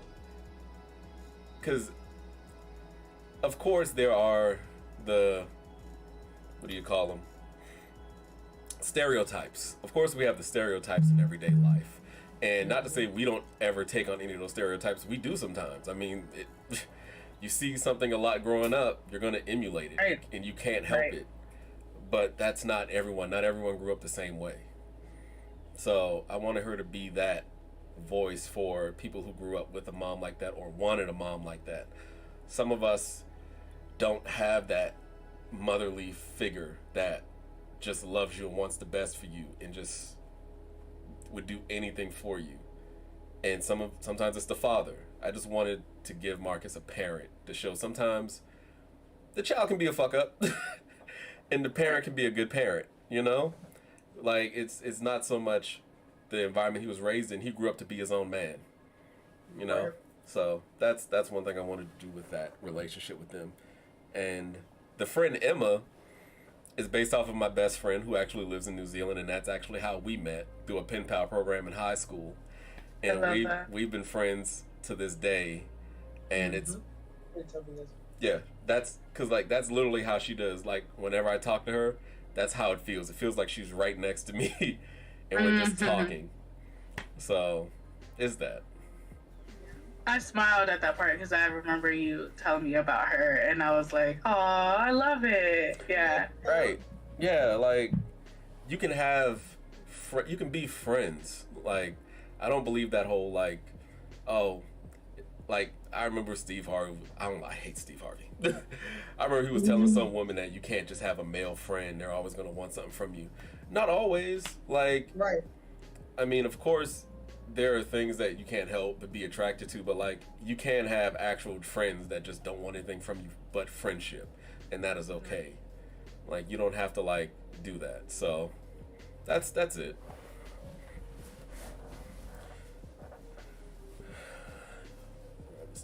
So we ready for chapter 3? Oh, we reading? How many chapters are we reading? I think it's important that we go into 3 and 4 because that kind of like shapes the, like, now we want to know about the interview. Like, does he go? Like, you know, like, what's the interview for? Like, why is mom pressing so much? Like, what is it? What is the job? What's this PWP? Why is the W? Or you will buy the book and they find out. Hey, listen. Yes, I hear you, but also definitely after hearing chapters 3 and 4. I'm just keeping the book. I'm just saying. But Sid, you know that means Queen is gonna have to read book 2. She's gonna have to read the beginning of that. What you mean? No, I was just trying to read chapters 3 and 4. Okay, buy the book. Buy the book. And Wait, you'll no, because that means I have to go. Oh, look, okay, check this out. Look, okay, for everybody else, listen, I have book 2, but I haven't started it yet. I mean, I started it, but I'm scared. But okay. What you scared of? You can go through the motions like I did. I cried on stream, damn it. She's cried multiple times reading these books on stream. I have cried multiple times. Okay, so, all right, well, author, so which way you want to go? Because I got it. How about this? We do 3 chapters each book. Okay. Meet in the middle. I'm fine with that. 3 So chapters are each you book. reading chapter 3 or am I? Because remember, when we was talking about it, we said 5, but I was like, that's a lot. Yeah, That's we too said much. 4. We was like, we're going to go bang, bang, bang, bang. Right. Let's get our gambling freak on! We are reading 3 chapters per book. Right. And talking about them. So if y'all have Okay, so questions y'all want to ask me wait. about them, please feel free. Chat Yes. as well. And Siri, she cried during a lot, man. It was like something. There was a lot. And I remember one distinctive part, but it is such a big part, so I don't want to mention it on stream because that part had me clenching butt cheeks, okay? So I'm not finna tell you guys what part about the book. We could chat about it in Discord or something. If you Right. want the book. Yes. Because I Book don't want club. to give it Book away. club. That's what I said. I'm like, I'm here for a book club. I'm here for a book club. Me too. Right. So am I. Put a channel in Discord. You know what? I Why not? will. Why not? Yeah. All right. So, chapter 3. Okay. The next morning, Marcus' eyes pop open as the alarm blares from his phone. He stays in bed for another 5 minutes before finally dragging himself up. Marcus sits up and places his hands over his face. Last-minute thoughts about ditching the interview cross his mind. Maybe I can pretend that I missed the bus and I couldn't find a ride in time or something. Mom would have to believe that, he says with a smile.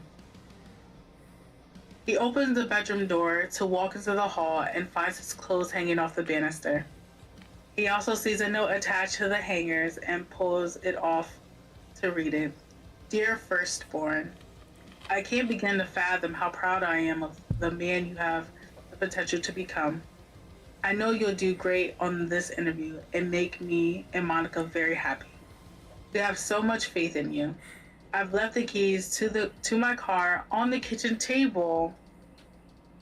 I have decided to carpool with a coworker that lives close by. This way, you have no excuse for being late, like missing the bus or not finding a ride in time.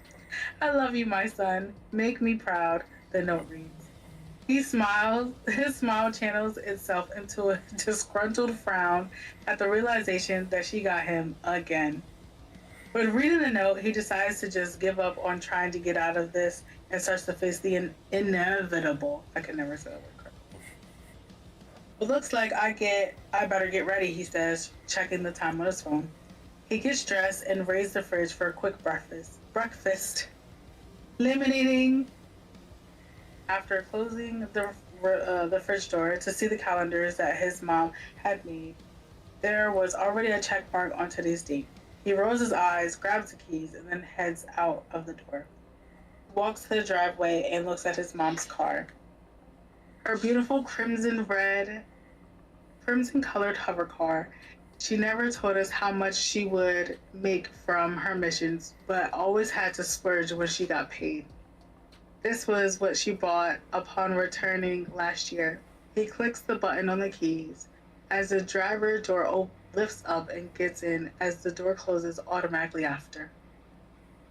He starts the engine with a push of a button. The car's engine roars as it lifts off the ground. He pulls out of the driveway and heads for the city. It's almost a 15-minute drive from his house. Trying to relax by listening to music only helps as a temporary distraction until the PWP building comes into view. Getting there with time to spare, he decides to see if they will see him early. With any luck, he can get this sabotage over with and get home before noon and enjoy at least half a day of the summer. He pulls into a nearby parking garage, finds a space on the second level, and exits the car before looking around for an elevator. He sees 3 people standing near one and heads towards it. Zeroing in on the small group, his ability activates and he feels their power. 2 technopaths and 1 that can control electricity. The elevators arrive as he increases his space to catch it. Marcus makes it and proceeds to greet the others. Good morning. They return the greeting and continue with their previous conversation. The elevator puts him back at the street level near the entrance. He looks up to see just how tall the building is. It's 15 stories tall with wide circular floors every 5 levels. Marcus thinks to himself, how weird. He always thought this place looked as he walked towards the silver revolving doors at the entrance.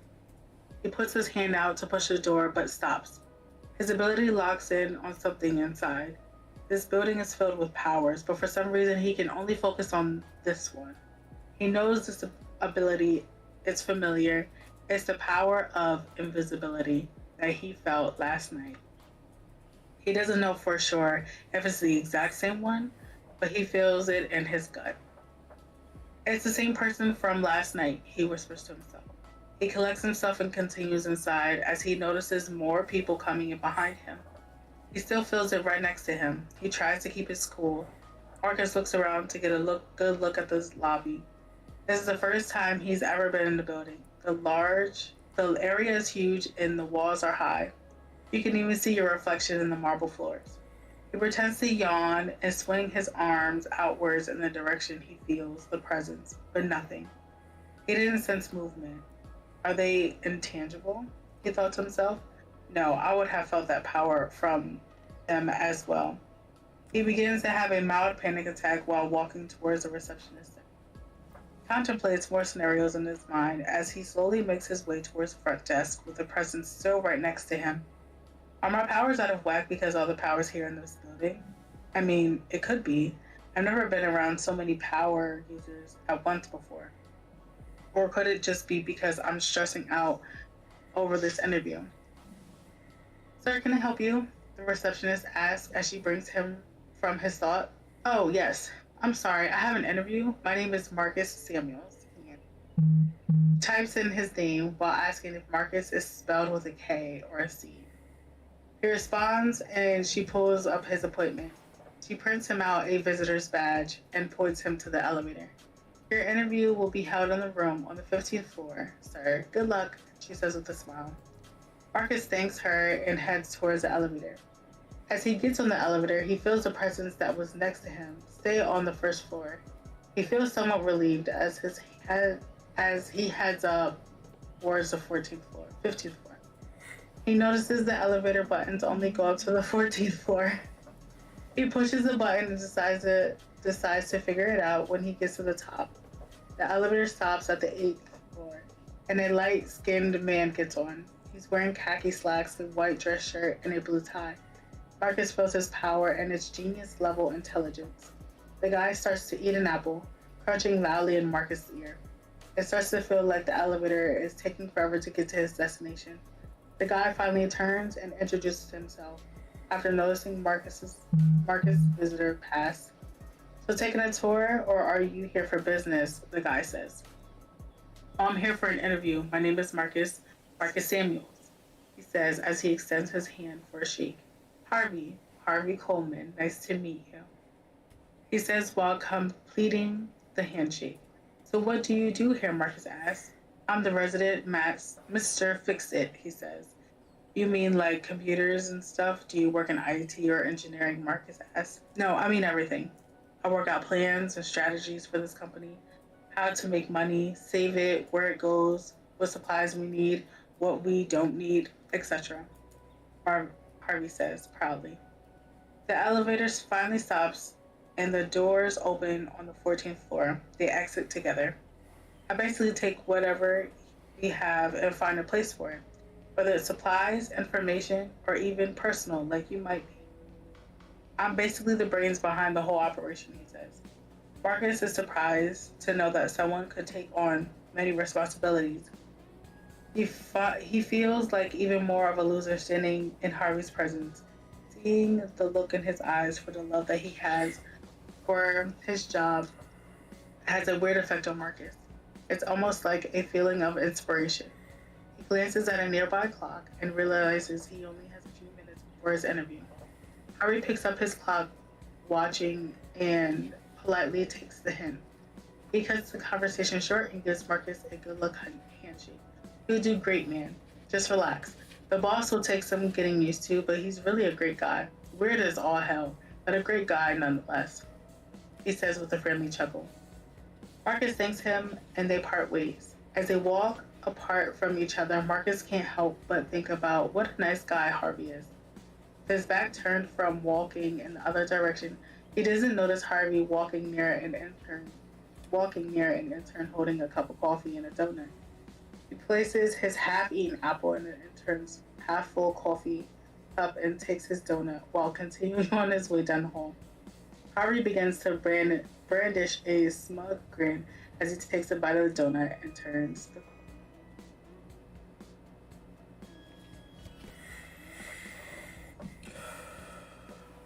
So that was the first 3 chapters. First 3. Mm-hmm.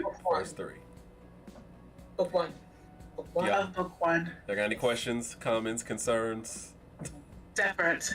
Actually, where are we still doing the giveaway? Oh, of course. Okay, so there if everyone in the chat would like to participate in the giveaway, now is the time to let me know that you are ready. Please put a 1 in the chat if you would like to participate. I am going to ask a question about the 3 chapters that you just heard about, or something about chapter 1 of the book. I'm sorry, about book 1. And Sincere. You can't. You're not in this. Okay. Okay. It says power froze. I'm fixing it. Okay, you fix it. Cool. Yes. Sincere cannot participate. Neither can Powerless or me. All right. Why can't I participate? Okay, great. Pumpkin spice is in. I just want to make it fair, just to know how many people are in. I'm going to ask a question, and you're going to buy one too. And I love that. Thank you very much. We appreciate it. You're going to love it. Like, first of all, I'm excited for anybody that's going to get the books, because you're going to love it. You're going to laugh. You're going to cry. Mr. Frankenstein asked, is there intercontinental shipping? Yeah, Carter, go for it. I will have it shipped straight from Amazon to you, but yeah, do it. All right. So Great Pumpkin Spice is in. Sincere is not. So Hipster Frankenstein, if you'd like to enter in the giveaway, please put a 1 in the chat. Anyone that would like to enter the giveaway, please put a 1 in the chat. I want to make sure it's fair before I ask the question, that anyone that wants to participate has a chance to hear my voice. Be ready to be the first one to answer, and that is who we're going to give away to. It's that simple. First one to answer the question correctly is going to get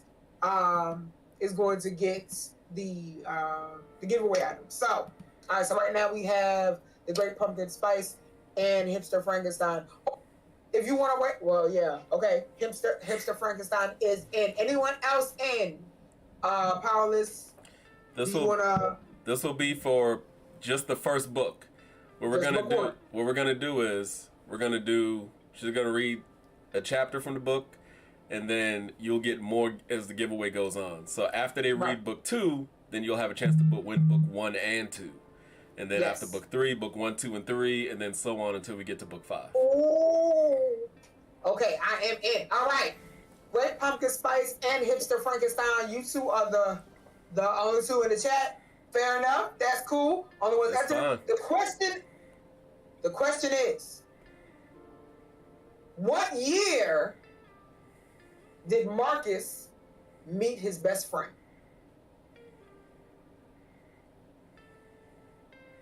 Okay, Lady McMillan is in, but you're gonna get it wrong. What year? I'll give you choices, multiple choices. What year of school did Marcus meet his best friend? Was it freshman year, sophomore year, junior year, or senior year? That's a good question. That is good. I had to think for a second. I'm like, wait. I'm a game developer, so I does this. And it's a guess. So the question one more time is, what year of school did Lady McMillan got it? It is sophomore year. Let's Correct go. answer. Good job. Lady McMillan answered first. Congratulations to Lady McMillan. Look at you talking about you gonna get it wrong. Right? She's also Believe in yourself. She's also one of the characters in the book. You got to believe. I'm sorry. She is literally. Yes. Bow. Listen, I'm here for a celebratory twerk. Always. Get it. Always. I ain't got much, but I'll do that. That's all I got. I mean, you can always say that Juicy J out of work. Twerk if you got it. Borrow this. I don't even have it on this site, on this page. Get it. But I don't even know what those words mean. Okay, so twerk. Twerking is basically in a rhythmic way bouncing that ass. That's what twerking is. Yes. Bow. So when the booty, bunky, whatever you want to call it, when it does that bounce thing, or sometimes it can go in a circle. Some of my friends, it goes in a rhombus, trapezoid, if you will, and you know, because all shapes are important when it comes to the twerk. So yeah. Oh, he was talking about the levels of class. You went on a Here I whole. am explaining twerking. Listen, I don't know. All booties do better. Sophomore is when philosophy stuff. No. So first year, second year, third year, fourth year. Yeah. Freshman is first year. Sophomore is second year. Junior is third year, and senior is fourth year. Squad to move your butt up and down. Yes, you better listen, because each one teach one. Okay. I do have workable emotes. Good job. So now we're gonna go into book 2. This is Paulus, you got the link for it. This is book 2 is imagination. Book 1 was potential. This is imagination. Yes. Imagination. And this is my first time reading out of book 2. So I'm telling you now, this is my first time reading out of all the extra books. Okay? Because I done read chapter 1 1.5 times. Book 1 1.5 times already. So and I was avoiding getting the two because Paulus told me in confidence that I was gonna be in my feelings, and I don't like being in my feelings. I'm a leader and all, but I don't like it. So honey. I will say it takes a minute to get. It'll be like 5 and up, 5 and up, 5 and up. You'll be in your feelings. Okay, Oh, Lord. don't tell me try not to. I know you fucking lying. All right, so book 2. Hold on, I'm trying to get to chapter 1. Yeah. Kiki, listen, I be in my feelings writing it. How y'all think I be feeling? Y'all think and you could tell. Y'all think I like where these stories go? Man, listen. I was bawling my eyes out. I was like, I don't look. Shout out to you for doing it, because I know I write poems and I'll be like, fuck this. I'll be ready to stop. No, I don't want to do it. Okay, here we go. Chapter 1. Back in Orangebrook, Marcus and Essence arrived at the PWP building. The construction from the mess when Moses attacked has been fixed. They arrive in separate cars and park in the garage. They both exit their vehicles and see each other, but don't really speak. Marcus gets to the elevator in the parking garage and attempts to hold it open for her. She sees this and quickly turns to take the stairs. He gets off the elevator and waits for her to come in from the stairwell. She opens the door and he approaches her. Please don't do this today, Marcus pleads. Sorry, I can and will, she says as she turns invisible and tries to get away from him. Marcus uses his ability to search for her power and finds her over at the receptionist's desk, placing papers into a drop bin. He quickly walks over and cancels out her power with his other ability. She sees her hand appear. She sees her hand appearing in front of her and turns to face him.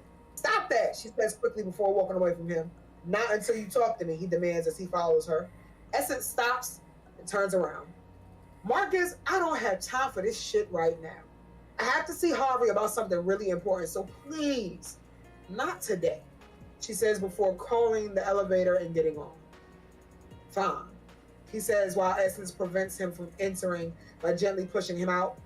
Wherever you're going, please, just catch the next one, she says as the doors close in his face. He turns around to see people staring at him and then quickly returns to their work. He quickly gets on the next elevator as soon as it arrives. He gets off at Harvey's office and walks in to see Essence already sitting there in front of him. Kiala and Natalia are standing behind his chair. He misses Jericho's way of changing the office's appearance every time they enter. Harvey just keeps it looking normal. The room is completely white. It still has a large open design, but now the place where Moses blew a hole in the ceiling has been turned into a sunroof. Essence looks back to see Marcus and quickly turns her attention back to Harvey. I thought this was a private meeting, she asks. She questions. Actually, the meeting is for the both of you. I said it was private because I know you would try to avoid it otherwise. Essence scoffs as Marcus sits in the chair next to her. Look, I know it's weird for you two, but that's what happens when co-workers date and then break up. A bunch of awkwardness ensues, Harvey says. And this shit is really getting uncomfortable, Harvey adds. Yes, it is, Essence says. Not for you, for the rest of us, Harvey says, annoyed. Super uncomfortable, Kiala adds. Essence rolls her eyes. Marcus leans forward to address the problem. I've been trying to talk to her and clear the air, he says. Bullshit, Essence replies. Every time we try to talk this out, you end up confessing your love for me or making things even weirder, Essence exclaims. Sorry if I still have feelings for you. I can't help feeling that we made a mistake by ending what we had. That's what love does to a person, he says passively. She slowly shakes her head and stares at him before answering. Hello, Cody, got a raid. And just look how happy he is. What's up, Score? Welcome in, bro. Thank you so much. You came here at the right time. Okay, because we are in the tea. We are in it. There's tea now. Your boy. Okay.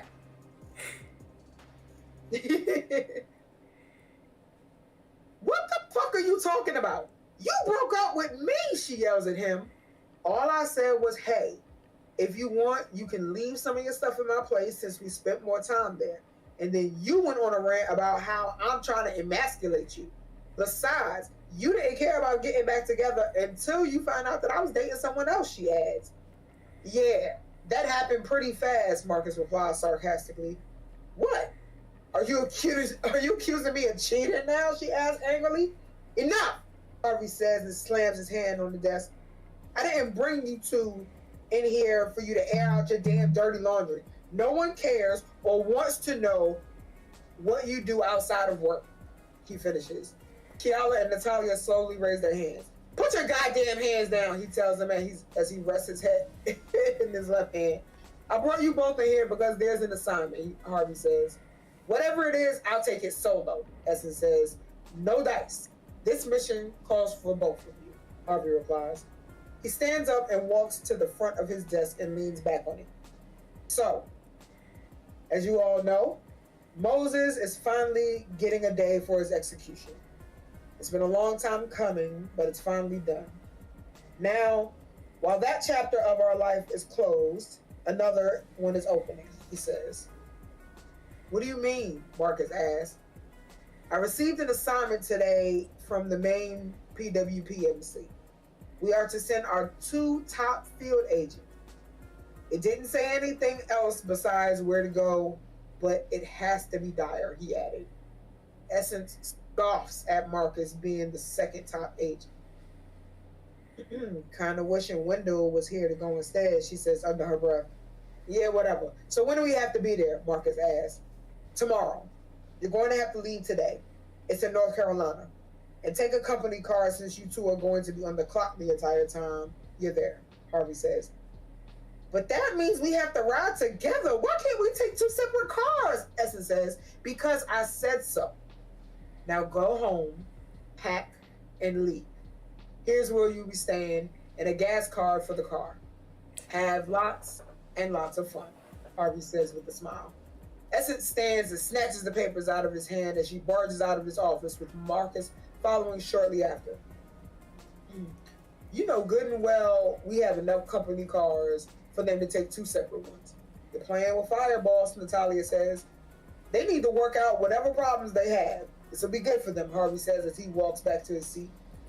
$200, says she gets fed up and leaves him stranded somewhere, Kiala jokes, and everyone laughs. That was chapter 1. Everyone laughed. Everyone did laugh. And they laughed. And they laughed. Thank you. I love these books too. Thank y'all. Okay. Chapter 2. Essence arrives to pick Marcus up from his mother's house. As she drives through the neighborhood, kids are seen walking down the sidewalk.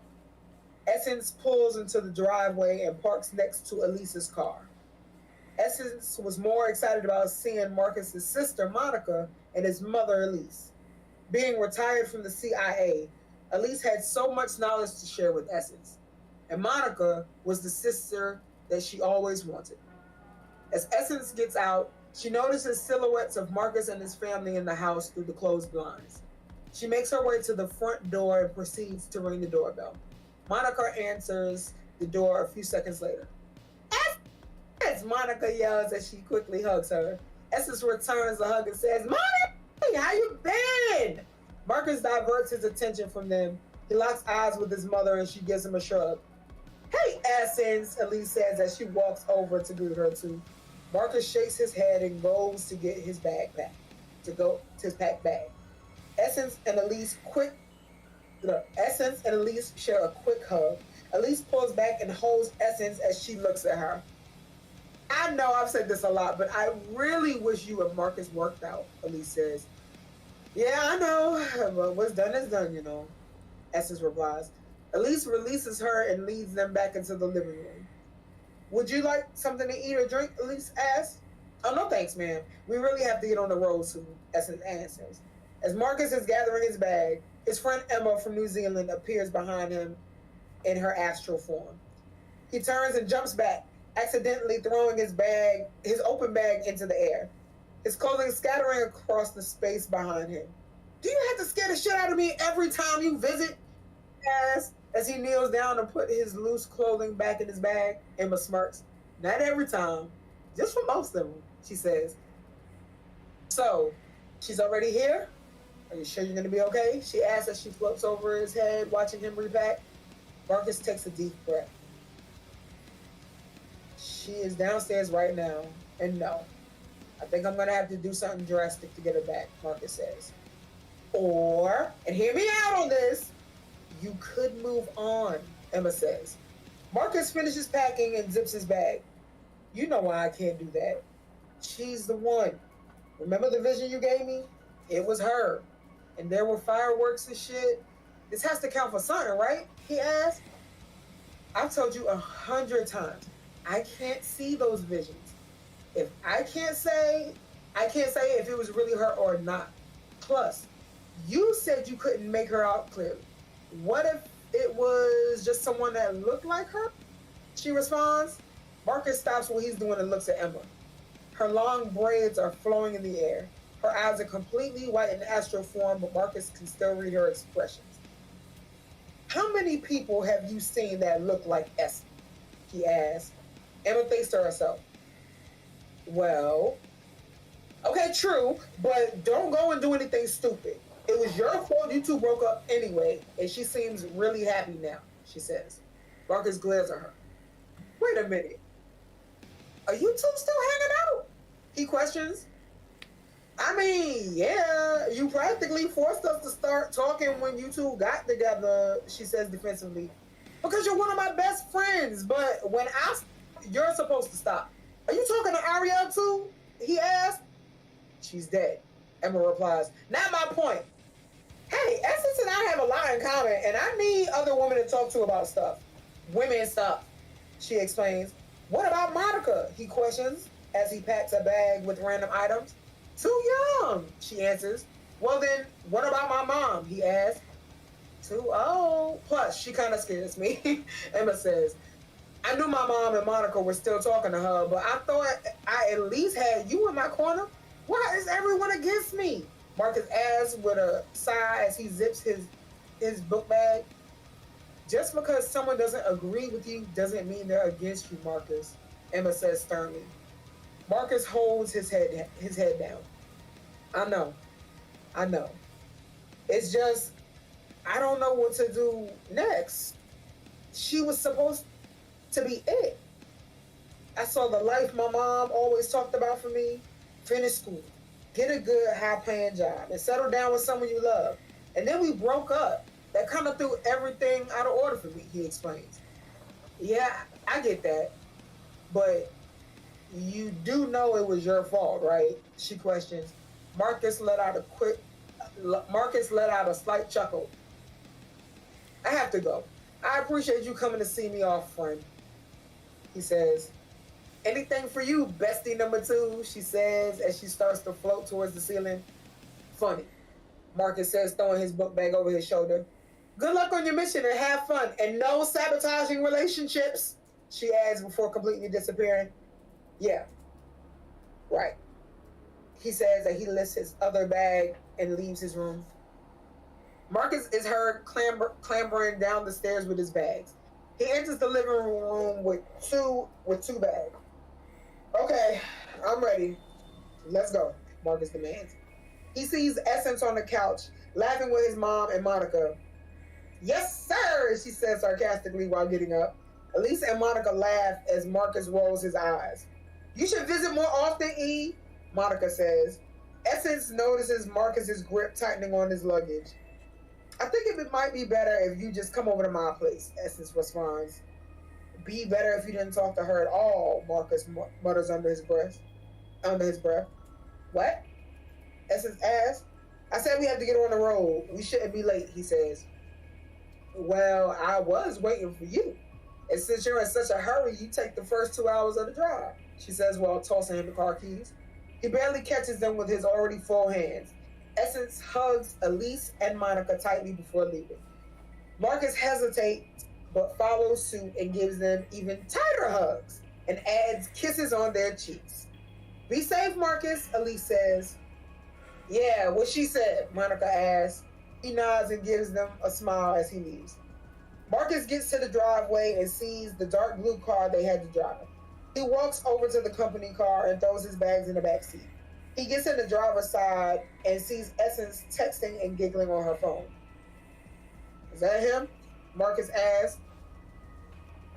He has a name, she replies. Oh yeah, Omar, the insurance salesman, Marcus scoffs.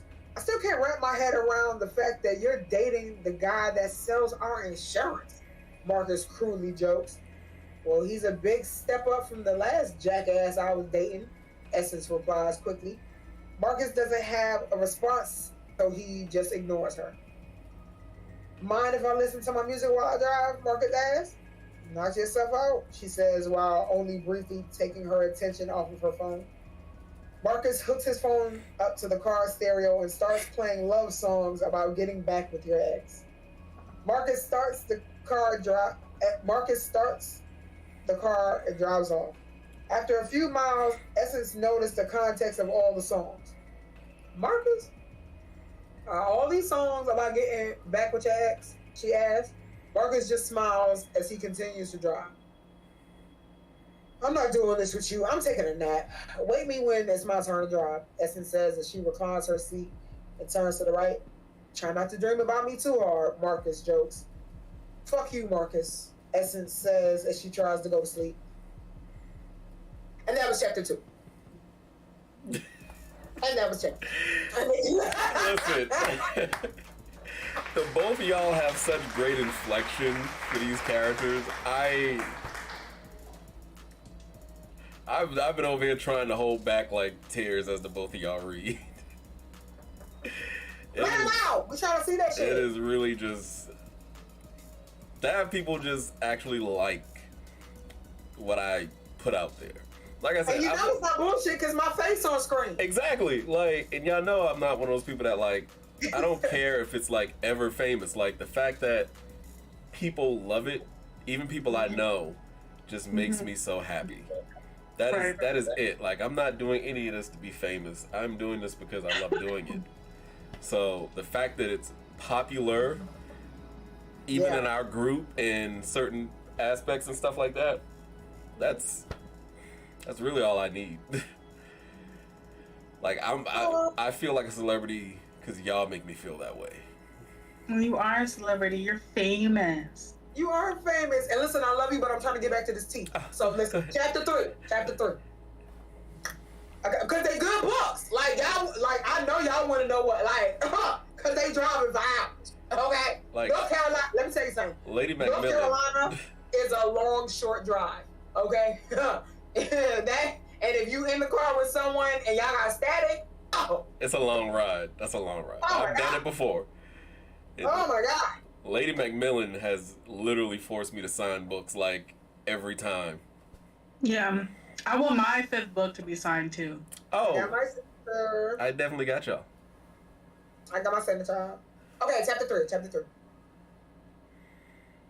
Echo sits in the back of her car while driving Hold on. Echo sits in the back of her car while a clone drives her around the city. She pulls out her tablet and starts her search for Moses' task force by going through secret files a group of her clones have hacked into. She starts with the ice wilderness. Echo knows elementals are rare and going to be hard to find. There are a few instances located near her, but they don't quite fit what she's looking for. She goes through old incidents in the city dealing with anyone who uses pyrokinesis. She happens upon some articles that show pictures of frozen homeless people in areas. She tracks where these incidents happen and heads there to see if she can find the one behind it. She reaches a park in a rundown part of the city. As she walks down the sidewalk, people are watching her. She has on a tan skirt that stops just above her knees, a white collared shirt, and a tan blazer. She is dressed too fancy to be in their neighborhood. There are abandoned buildings tagged with graffiti. The area doesn't see much of law enforcement. She isn't bothered by their staring and she keeps moving forward. As she walks past an alley, a quick draft of cold air hits her. She takes a step back and looks into the alley. The shade from the buildings are making it hard to see through even during the day. She looks around before making her way into the alley. The temperature gets increasingly colder the further down she goes. She turns the flashlight feature on her tablet on to better see what lies ahead. As she gets closer to the end of the alley, she notices a young couple frozen mid-run trying to escape.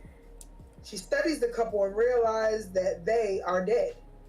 Echo looks around for anything that may lead her to where she needs to go. She notices that a fire escape had been pulled down and that some of the bars were frosted with ice.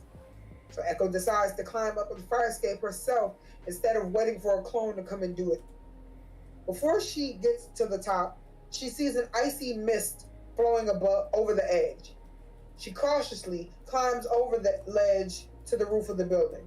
She feels a chill run over her entire body as she looks around. She sees a figure in the center of the mist with their hands raised to the sky. "Excuse me!" Echo yells to get the figure's attention. The figure slowly puts their hands down and turns their attention to Echo. "I'd like to have a quick word with you," Echo says. The figure just stares at her. All Echo can see in the fog is a body and two shining eyes. Echo reaches behind her back for her holstered gun and pulls it out. "I prefer this not get ugly," Echo says. The figure slowly moves through the mist and fully reveals itself to be a young, dark-skinned woman with glasses. She's wearing jeans with a long-sleeved hoodie. The sleeves have been stretched past the length of her arms. The icy mist can be seen flowing from them. Echo watches closely as the girl walks directly up to her face. "Are you alone?" the girl asks. "I'm never alone," Echo responds. "I'm alone. I'm always alone. I hate being alone.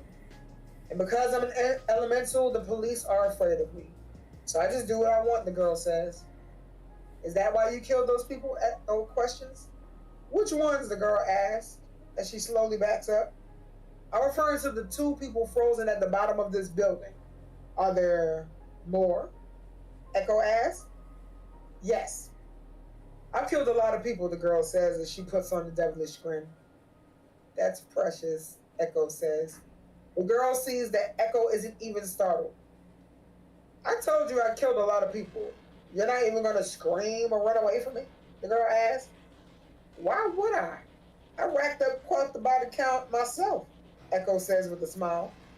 The girl looks Echo up and down. "You don't look like it."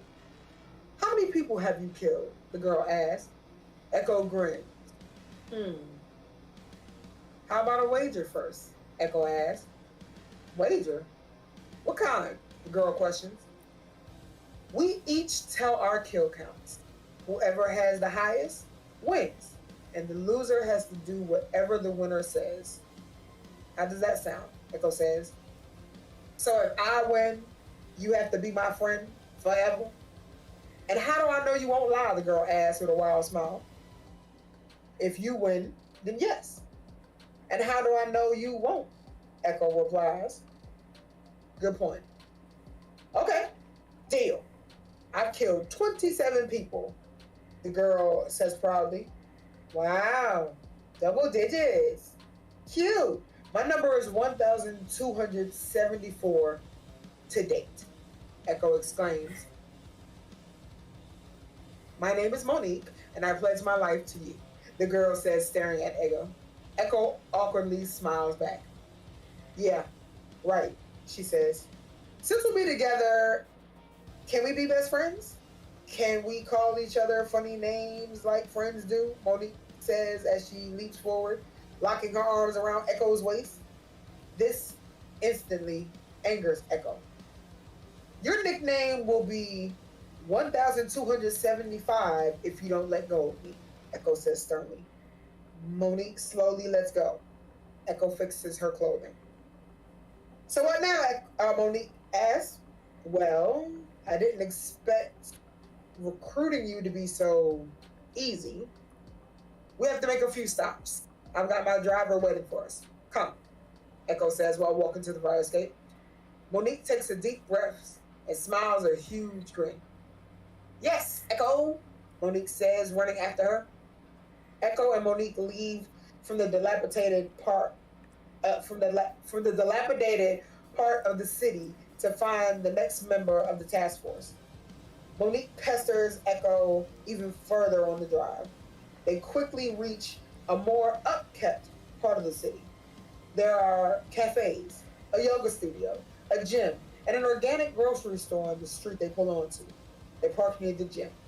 As they get out of the car and prepare to enter the gym, Echo grabs a bag out of the trunk and goes towards the entrance. She stops Monique at the door. I want you to wait here and stay out of trouble until I get back. If you can handle that, Echo asks. But I want to go with you. Out of the question. Stay here. That's an order, Echo commands. Monique nods in annoyance as she throws her back against a nearby wall and lets out a heavy sigh. Echo enters the gym and heads for the locker rooms to change into workout clothes. She exits the locker room and is instantly noticed by a gym member. She is wearing a simple workout set consisting of a sports bra and matching gym shorts that hug her figure. She looks at her tablet and scans the room for the target she had researched. She had done some searching and found out a personal trainer who had super strength worked in this gym. He was mild-mannered, and Echo knew she'd be able to influence him to her side. She walks through the gym while men and women stare at her. Everything she does as she makes her way through the gym is seductive. The way she walks is captivating. Echo knew the way she flashed a smile when she made eye contact could seduce just about anyone. As she gets to the section for her chest and abs, she notices a huge man putting weights on a barbell. He was light-skinned with a shaved head and a warm smile. She takes a glance at her tablet and confirms that it's him. She moves in and catches his attention by stretching near him. She finishes and walks towards him. He sees her and decides to ask if she needs any help. Hey there, miss. My name is Jimmy Sanders, but everyone calls me Atlas. I'm a trainer here. Do you need any help with anything? He asks. I just might, Echo says as she goes to sit on the bench press he prepared for himself. Would you mind spotting me? She asks softly as she lays down and places her hands up on the bar. As an embarrassed smile starts to form on his face. Yeah, sure, no problem. Just let me take these plates off. I had 650 pounds on here for my warm-up, he said, trying to impress her. 650, huh? Sounds like a good warm-up to me, Echo says as she lifts the bar and starts doing reps. Atlas just looks on in disbelief as she effortlessly does her reps. She looks over and catches him staring at her. What? Is my form wrong or something? She questions seductively. No, you're fine. It's nothing. He stutters quickly. Atlas walks back around to spot her. Atlas, huh? Like the Greek myth of the Titan who held up the sky. So, are you that strong? Echo asks. Atlas laughs. I wish. With my ability, I just increase my muscle mass to lift whatever I need to lift, he responds. So, technically, you don't know your limit. You're as strong as you need to be when you need to be? She questions. Yeah, basically, he answers as his eyes look over her body. Tell me about yourself, or are you just going to keep looking me up and down? Echo says. Shit. I'm really sorry. I'm usually more professional than this. Please forgive me, he pleads. It's fine. I like the attention, she replies with a wink. Atlas laughs nervously. Well, I've been working here for a couple years now. I take care of my family, and I just had my first kid a few months ago, a son. As of now, this job is helping me stay afloat until I can find a way to make more money. It's been kind of rough lately. Babies are expensive, he says with a slight chuckle. I see. So you need money to take care of your family? We might be able to help each other. I may have need for your services, Atlas. And there is a six-figure payoff in it for you, she replies as she finishes her last set of reps and places the barbell back on its holding rack. 6 figures? What do you want me to do, rob a bank? He says jokingly. Would you? Echo asks as she turns to face him. He can see the smile has left her face. The seriousness in her eyes takes the smile away from his face as well. Whoa, lady, you might have the wrong guy. I'm not trying to get into trouble, he says while trying to keep his voice low so no one passing by can hear. Sounds like you're already in trouble, financially speaking. I just need you to use your strength to help me with a few tasks, and that's it. You do what I need, and I'll pay you. When the job is done, you can take care of your family, especially that new baby, Echo says. Atlas stands still. He contemplates all the things he can do for his family with that much money. A glimpse of his son's face flashes through his mind, and he snaps back to reality. I don't even know you, he says scarcely. My name is Echo, she says, and stands to face him. Is that it? He asks. Did I stutter? She says sternly. No, but why do you even need me? You seem to be pretty strong, he questions. The max I can lift is around 850 pounds. I need someone that can lift much more than that, she says as she steps closer to him. What if I say no, he asks. Elko tilts her head slightly to the right. Well, then I will respect you for your choice and leave. I would leave you here with this job. A job where you have to struggle to support your family. A life where you'll eventually have to find time for another job, which leaves less time for you to spend with your family. And even then, who knows if you'll still be making enough to do what you need to do. I'm just trying to help. But if it's too much for you, she says, waiting for him to change his answer. No, yes, I'm in, he says. She feels his heart sink into his stomach. Echo smiles and places a hand on his shoulder. Don't worry. Just do exactly as I say and everything will be fine, she says. He feels somewhat reassured by her confidence and nods. Go tell your boss you have a family matter to deal with and you're leaving early. Then get changed. We have work to do, Echo says. They both go into separate locker rooms to change into their regular clothes and meet outside the locker rooms afterwards. Okay, I'm good to go. So what do we do now? He asks nervously. We have to make one more stop and we will have everything we need to pull off the job.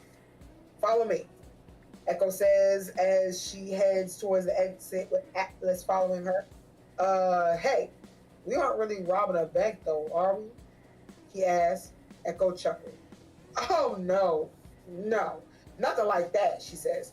Good, he says relieved. We're going to be breaking someone out of a maximum security holding cell, she says as she exits the building. Oh, okay. Wait, what? He exclaims. Echo snaps around and glares at him. He looks around as people stare at him for his outburst. As she turns around, she sees Monique standing by the wall where she left her. Monique sees Echo and runs around and hugs her tightly around her waist. What took you so long? Can we leave now? And who is he? She says. We're leaving now, Echo says. Great, Monique says as she tries to force Echo towards the car. What the hell is your problem? Echo says. Out of the corner of her eyes, she sees a faint mist spilling from the alley next to the gym. Echo looks at Monique and gently pushes her away. Echo walks toward the alley and sees a female jogger and her dog frozen solid. I was bored, Monique says. Echo grabs Monique by the back of her neck and brings her face to face with her. What did I tell you? Echo asks angrily through her clenched teeth. I wanted to catch up with your number, Monique says. Echo takes a deep breath and walks Monique to the car and throws her in. Atlas gets in and the car pulls out while Echo sits in the front looking for her next target. After a short, uneventful ride, they arrive at the bar where they were told different power users like to hang out. Okay, I want you two to stay out here and make sure no one comes in. And try not to attract too much attention if you have to use force, she says. I'm talking to you, Monique, Echo says, glaring at her. Monique shoots her a sinister smile and nods. Echo enters the bar and instantly notices the decor. It's a regular dive bar with circular tables placed diagonally.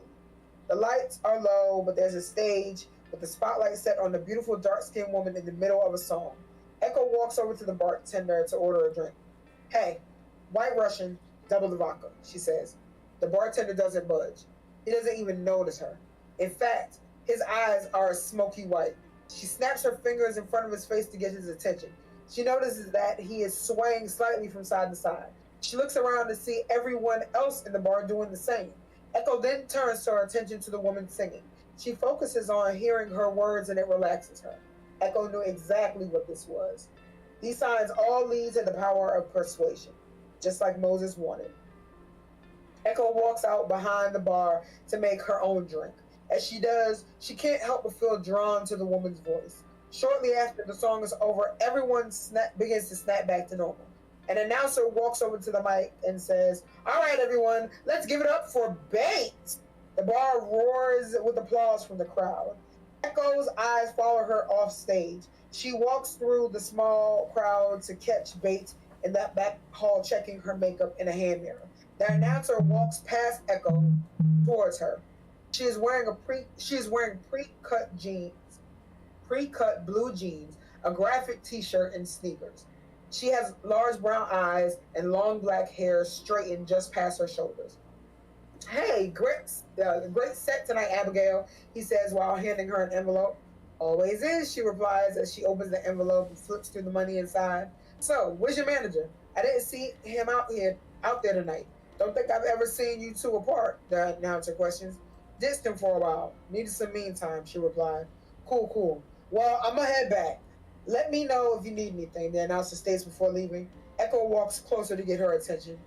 "Excuse me, I'd like to have a word with you about a project I need you for," Echo asks. "Fuck off," Abigail says, not even acknowledging her. "But don't you want to know what the project is first?" Echo questions again. "I said fuck off," Abigail says as she starts to walk away. "I just want to talk to you," Echo says as she follows her as she manages to grab her arm. Abigail clenches her fist. "You brought this on yourself," she says. She turns around and starts to use her power on Echo. "Leave me alone and go kill yourself," she says. Echo just stands there and looks at her. "I said, leave me alone and go kill yourself," she repeats as she looks on. Echo just continues to look at her, but this time she starts to smile.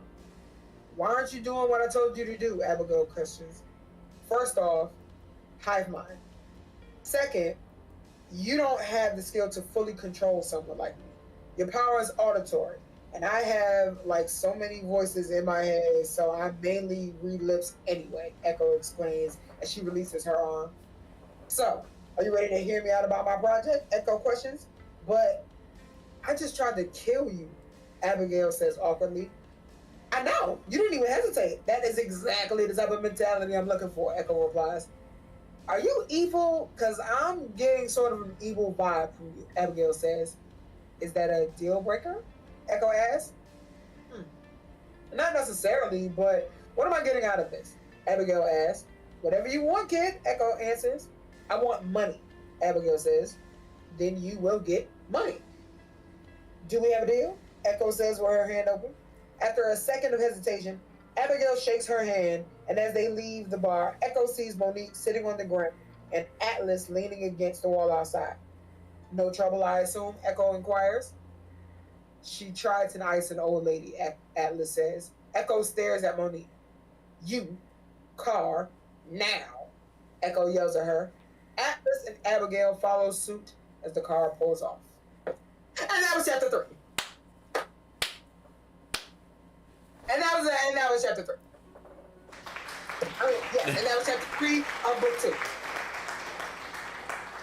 Okay. Yes, because I need like, the fuck. I'm feeling some animosity towards certain characters. And do. And always will. I feel like you guys don't give Echo a chance to. I don't even know What is the point of giving her a chance? I don't even know this bitch. If I saw her walking down the street, I'd kick her in her kneecap. Like her vibe is just like it's giving me the heck. I'm not talking about her. Right, she makes people's asshole itch in my hair. Right. Here. So, Right. so Echo's based off a real person. Echo's based off of a real person who somewhat acts kind of like that, just not murderous. So, and I know there was issues with Marcus and Essence, as Sin so eloquently put it. What are your? First of all, Bearded, I would love if you did that. We are gonna have giveaways for the books after each reading, so you might can just win all the books you need to win to read, man. Yep. And Don Polo, she is not the. It's kind of the devil. All right, she's kind of the devil. Kinda, she is the Thank you. I'm not saying say something else. Say something else I don't like.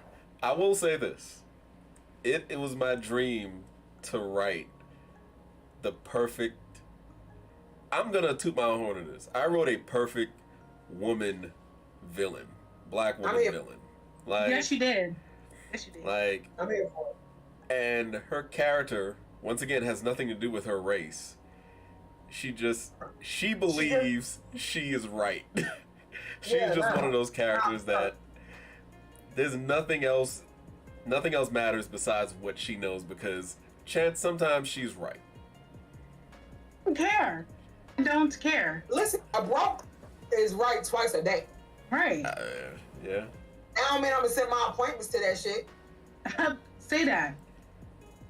I'm sorry, with all due disrespect, fuck that bitch. I don't Thank you. care. Thank you. Like, I the don't fuck? care. Like, it's not even about her being right. It's just like she has no heart, no care, no nothing. And the fact that you have, and I'm saying this with all the information from all 4 books that I have read, the worst could be happening to her, and I'd eat popcorn enjoying it. I don't care. Like, there's nothing in it. There's no room for redemption in here at all. I will say there's only 3 people I've ever met that actually like Echo. And like the mind space I have to go to write her character is very disheartening. Like, I have to watch happy shit afterwards. I have to like y'all ever heard that story of like the guy that played Jeffrey Dahmer in the movie? Like 6 months after he played Jeffrey Dahmer, like he couldn't go outside because if he would go to a bar or something, he would imagine, oh, I can just put something in her drink right now. It'd be so easy. And he'd be like, wait, I got to get out of here. Like, it stuck with her. So like whenever I write Echo, I like to write all her stuff in chunks, and then write around it. Right. So I can get out of the mindset. So yeah, you can't stay there for too long. Yeah, but I have to do it. Like, I don't ever want to sugarcoat anything in my books. Like, if something bad happens, something bad has to happen. Like, it's not always going to be good. Just like I said before, like, not everything's going to be a happy ending. And I've always wanted to write a villain that people will hate. That has been my mission. And that you did. And that you did. Thank you. I thank y'all. Oh, you're welcome. You're welcome. Okay, so it's giveaway time, right? Because we're about to go to book 3. Right. All right, so if you would like to participate in the giveaway for books 1 and 2. For books 1 and 2, please put a 1 and 2 in the chat. Let me write these down, matter of fact. Miss Trunchable lies, I'm big, you're little, I'm right, you're wrong. She is pretty much Miss Trunchable. So I'm not allowed to participate? Is that correct? Right. Oh, Paula, did you put the link for book 2 in the chat as well? Yeah. Yeah, I'm doing it now.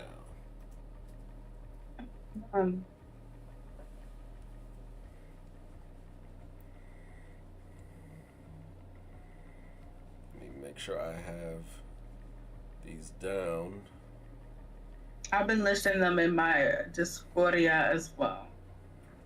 Thank you.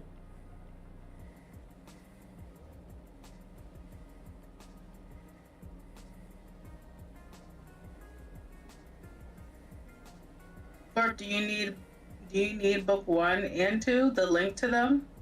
Well, Scorp, we're about to do a giveaway. So if you do the giveaway, thank you, series. Thank you. I'm not. I can agree. I can agree with that. Yeah, she is a great villain, but I don't care. She still is. Right. Like, we still don't give a fuck. Right. Like, fuck that bitch. Oh, I forgot to mention, I was only participating. That is right. Yeah. Same. It's okay. Even though I'm not allowed to participate. A great gift for your favorite reader. Remember that? One in the chat. Oh, this one here. Here we go. Well, who's to say I can't win and I gift it to someone else? You're good. I'm not. You just have to answer the question. Yeah, I will basically. ask the question about book 2, the chapters that I just read. I probably know the answer. I read all of them this far. I started to be villainous as Echo, just not as murderous. I can't. Let me play the playing field when it comes to Echo. Okay, hear me out. I think we all have a little Echo within us, right? We all have a little Echo. I can admit that. I'm guilty as well. Allergic to jail, absolutely same. I don't know about powerless, but allergic to jail. But there's levels to this shit, right? There's levels to Echo. You saw that shade? It was shade. There's levels to Echo, and Echo is the epitome of Satan. And she will never find humbleness, in my opinion. And to hell with her in all things Echo. Okay, hear that. I'm here for it.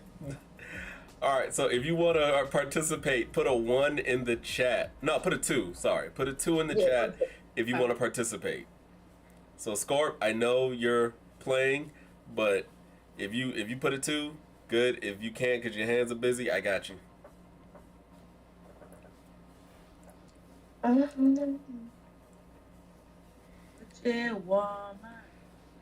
But okay, so right now I'm looking at like we have one person entering. So what we could do?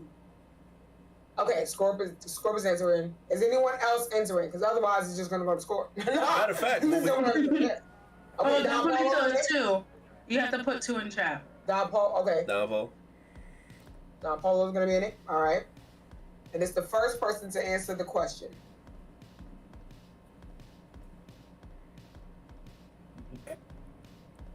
If she's there, know that I want to be. I will. Let me tell you, I'm quick to take a trip. Say what I said. I'm gonna sit her in the middle of both of y'all. I'd invite her and sit her in the middle of both of y'all. I'm gonna tell you this right now, okay? I have money saved up for the moment. Know that I'm prepared at all costs to pull up. And that's what we're gonna do. I'm virtual and I'll go viral. That's what I'll do. That's what I'm gonna do. I'm gonna go viral. Here, sis, I lay hands for the both of us, okay? Okay, I'm with it. And listen, and I'm here for the internet foolishness. Black Twitter, let's go. Let's go. Honey, she said I'm virtual and I will go viral. I know that's I will go viral. Don Paul Okay, Don Paul's in ads. Okay, we're going that to a second. That has to be put on a t-shirt, like on God. That has to be a t-shirt, please. Hey, okay, remember that. I'm writing it down right now. Yeah, because I'm thinking about next week. I'm thinking about making some merch. Right now. I'm thinking about making some merch. One thing I was gonna make is a shirt that just said Echo Slander. That's fine with me, shit. Hey, listen, I'm fine with it because if they had let me tell you how much I don't like Echo. Only a few people know that there is 2 people that are animated that I can't stand more than anything. The first one is fucking Yujiro Hanma. I don't fuck with him. I don't fuck with him. Baki Daddy. I don't fuck with Baki Daddy. Okay, I don't. And the second one is Dia. Okay, from JoJo's Bizarre Adventure. Fuck Dia. So if you can get some fuck Echo t-shirts popping, I'm fine with that too. Echo is up there with Dia. That's fair. That's fair. I like Olga though. But Olga. Fuck him. I hope he get cardiac arrest. I'm dead ass. I think Don should be done with the ads now because I know he got caught up with some ads. Okay. All right. Yes. I said it. I did. Okay. So. Oh yeah. Fuck Dio all day. Exactly. Every day. Exactly. I love the gangsta. Mm-hmm. I'm cool. Yeah. I'm straight. Dio would have been dead. First time he came in talking that bullshit to my daddy, I would have been like, you turned my family against me. Now I got to duff you with a pillow. Like, well, not a pillow. A pillow. Yes. I would hold Dio. The first time he came to the house, I would have held Dio under the water until the bubble stopped. That's it. The kiss, Dio would have been a the drown. dog. There was so many reasons. The kiss and the dog would have been it for me. I'm here for the violence. I regret nothing, and I accept the choices I'm making. So here we go. So the question is, for everyone that is participating in this, and I believe it is Don Polo and Scorp. The question is, what country is Emma from? Ooh, me. No. The choices are Papua New Guinea, South Korea, Ireland, or New Zealand.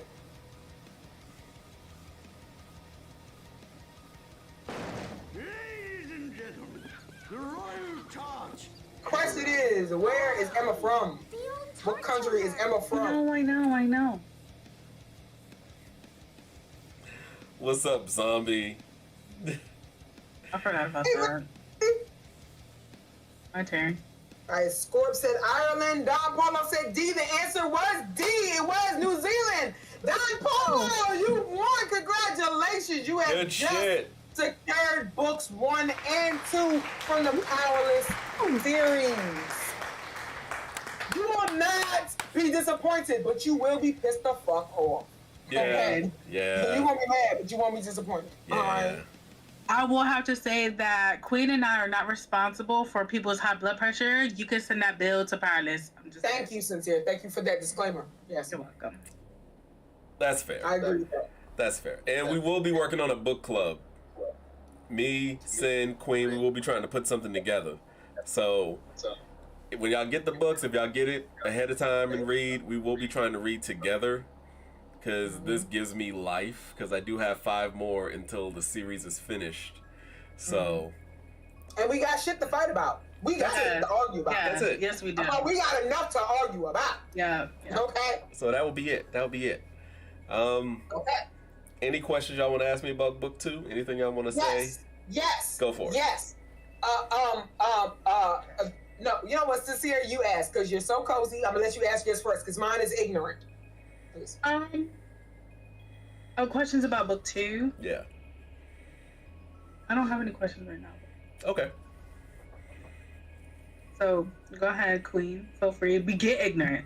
Get ignorant. Get indignant. Yeah. Hurt feelings. Please.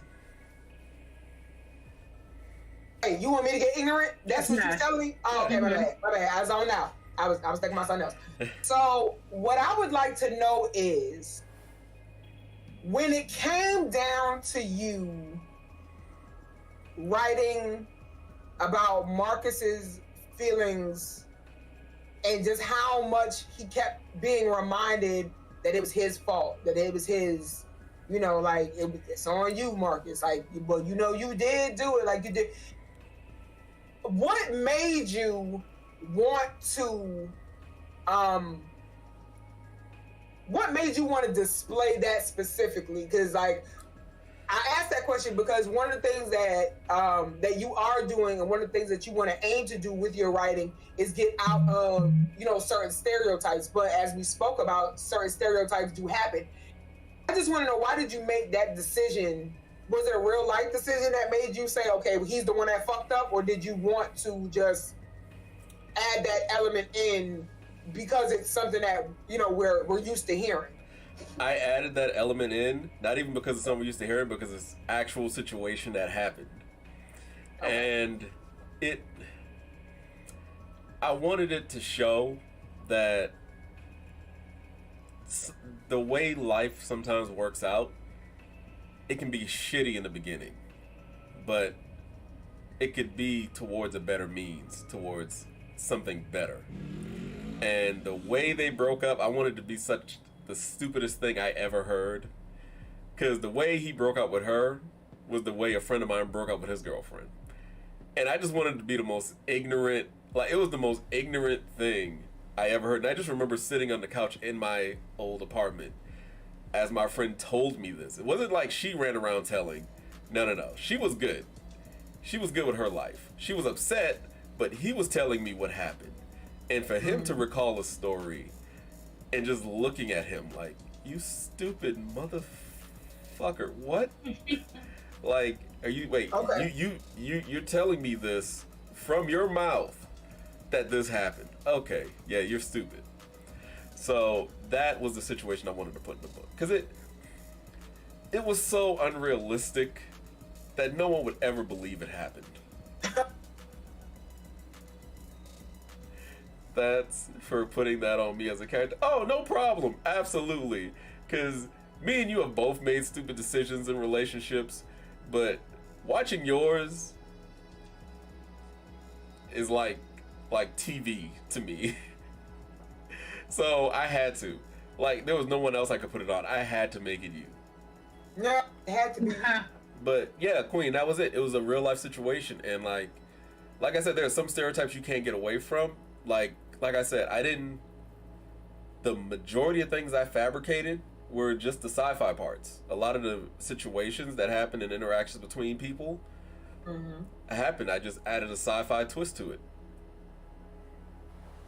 Well, you did that because you pissed me off. Okay, so where is time for us to get to book 3? I'm looking at the time, and I don't think we're gonna be able to get through 3 chapters of I think each. we should do 2. Okay.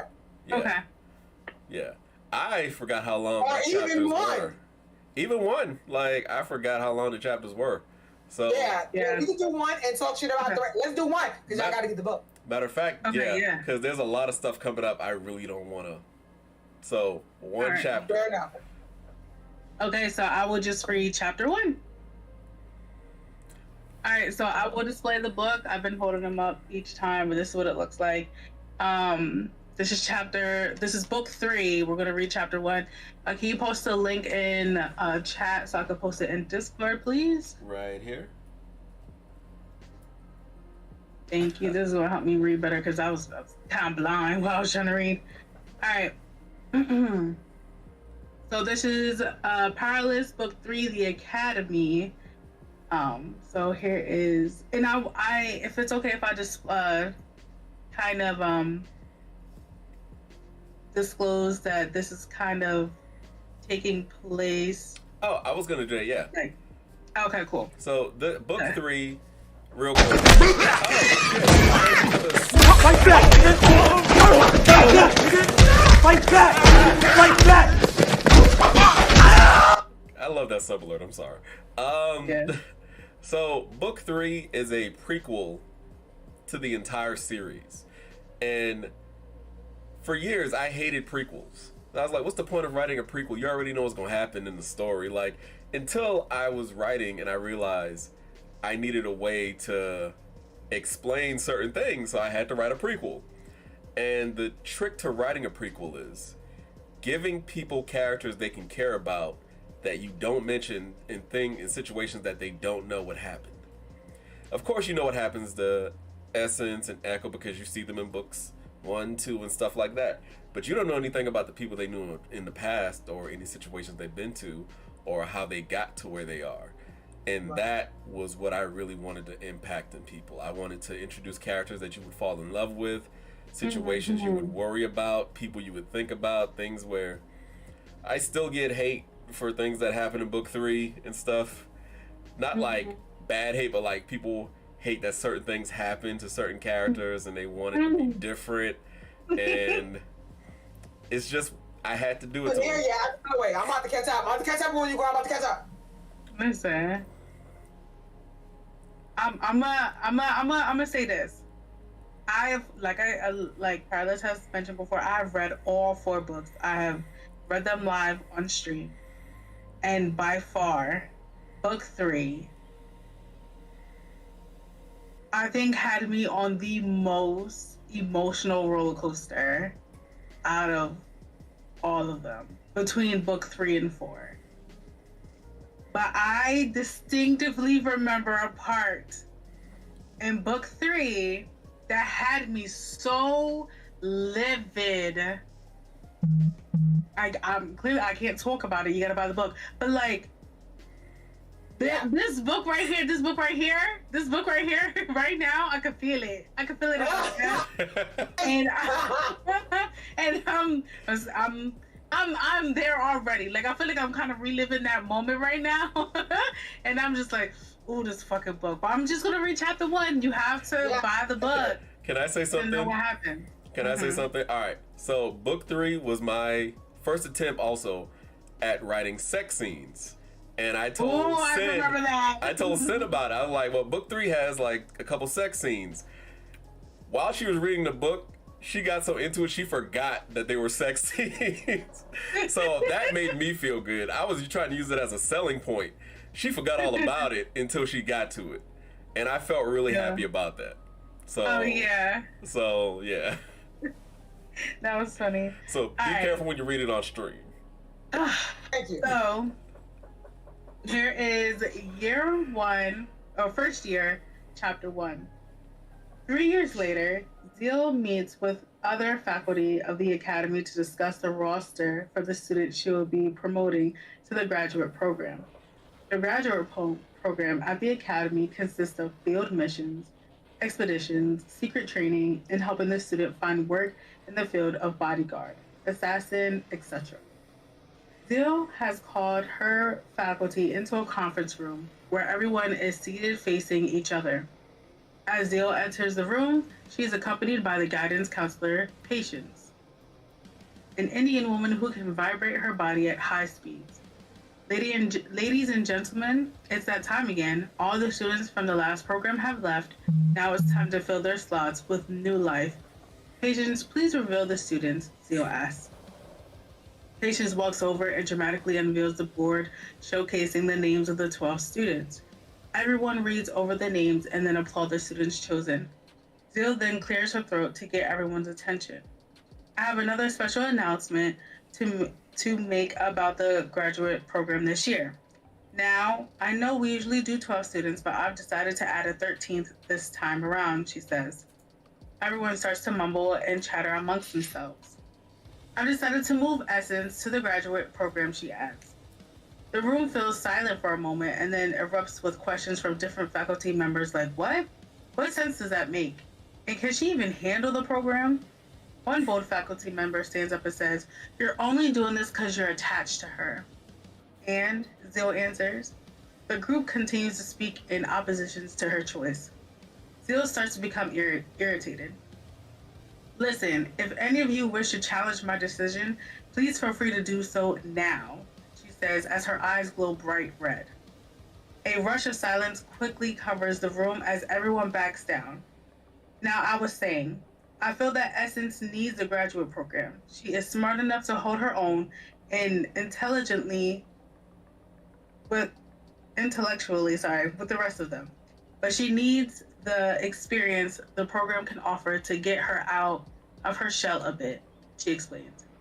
Still, you're putting her into a program to help her come out of her shell. She could die.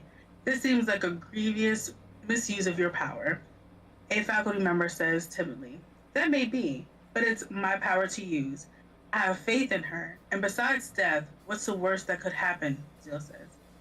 Patience clears her throat at the thought. Anyways, let's start this school year strong. It's going to be a long 4 years with these graduate students, and they are going to need all the support they can get. The students picked will The students' pick will be brought up during the assembly in about 2 hours. Ready your classes, and we will see you in the auditorium. Patient says. Chapter 1. Chapter 1. Okay. Dang, I had something in my mind for that. So, I had a lot of fun writing book 3 because it offered me the chance to. My first book, I introduced a lot of characters, but they were like one-off characters sometimes, you know. Book 3, I really got a chance to flesh out and work on my writing with introducing characters.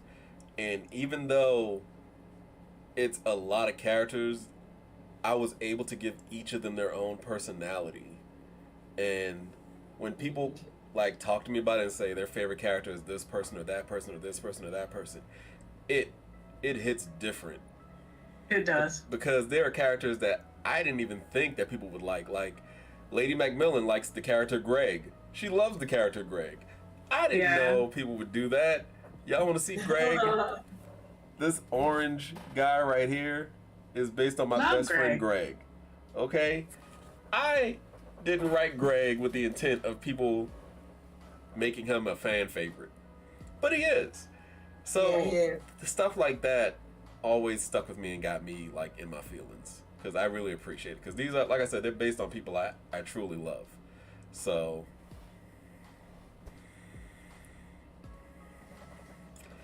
I loved it. That was like my I don't like to say like what book is my favorite book, but I think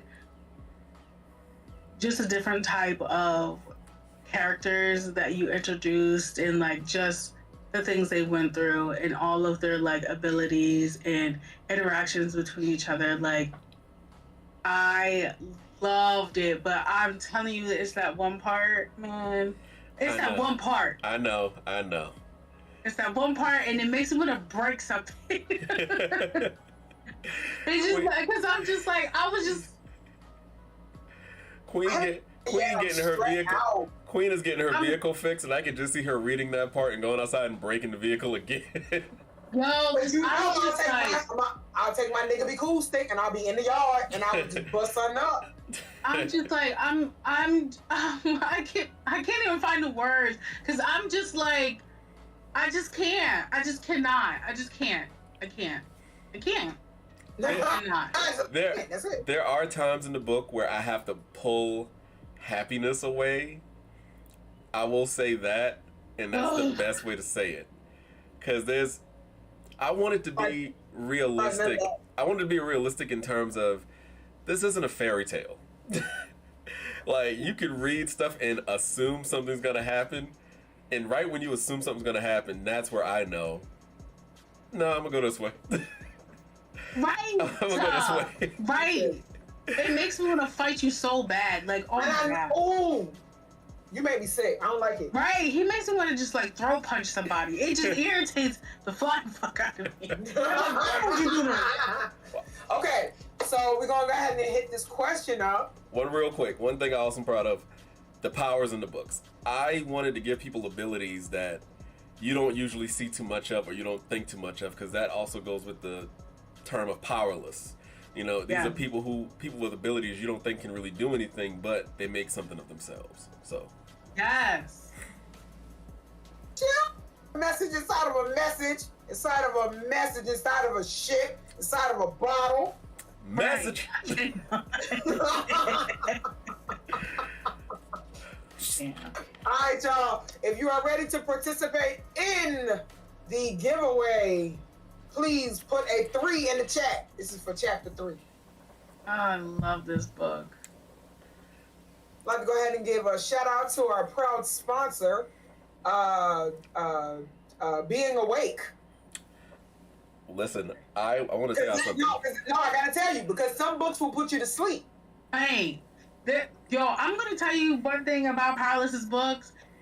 He really knows how to like makes you want to keep reading so you find out what is happening. Like, there's certain times when I was streaming and I was reading the book and I told myself, all right, I'm gonna read this many chapters, and then I find myself like, nah, I'm gonna read one more, just one more, because I need to know what happens. Like, I'm not walking away on this cliffhanger, you're going to tell me what happened. Right. Or what you're gonna do is make it make the fuck sense. Right, because the math ain't mathing. But I don't understand know. what's happening right now, and it's pissing me off. Right. But yeah. Okay, so we got the threes in the chat. Y'all ready for the question? The question is the question is, how many were chosen for the graduate program? How many were chosen for the graduate program? Kendo, what is up, bro? Welcome in, brother.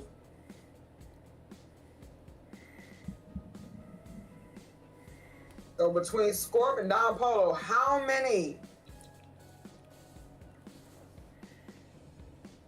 Ooh, Scorpionaut, you are incorrect. Mm-mm.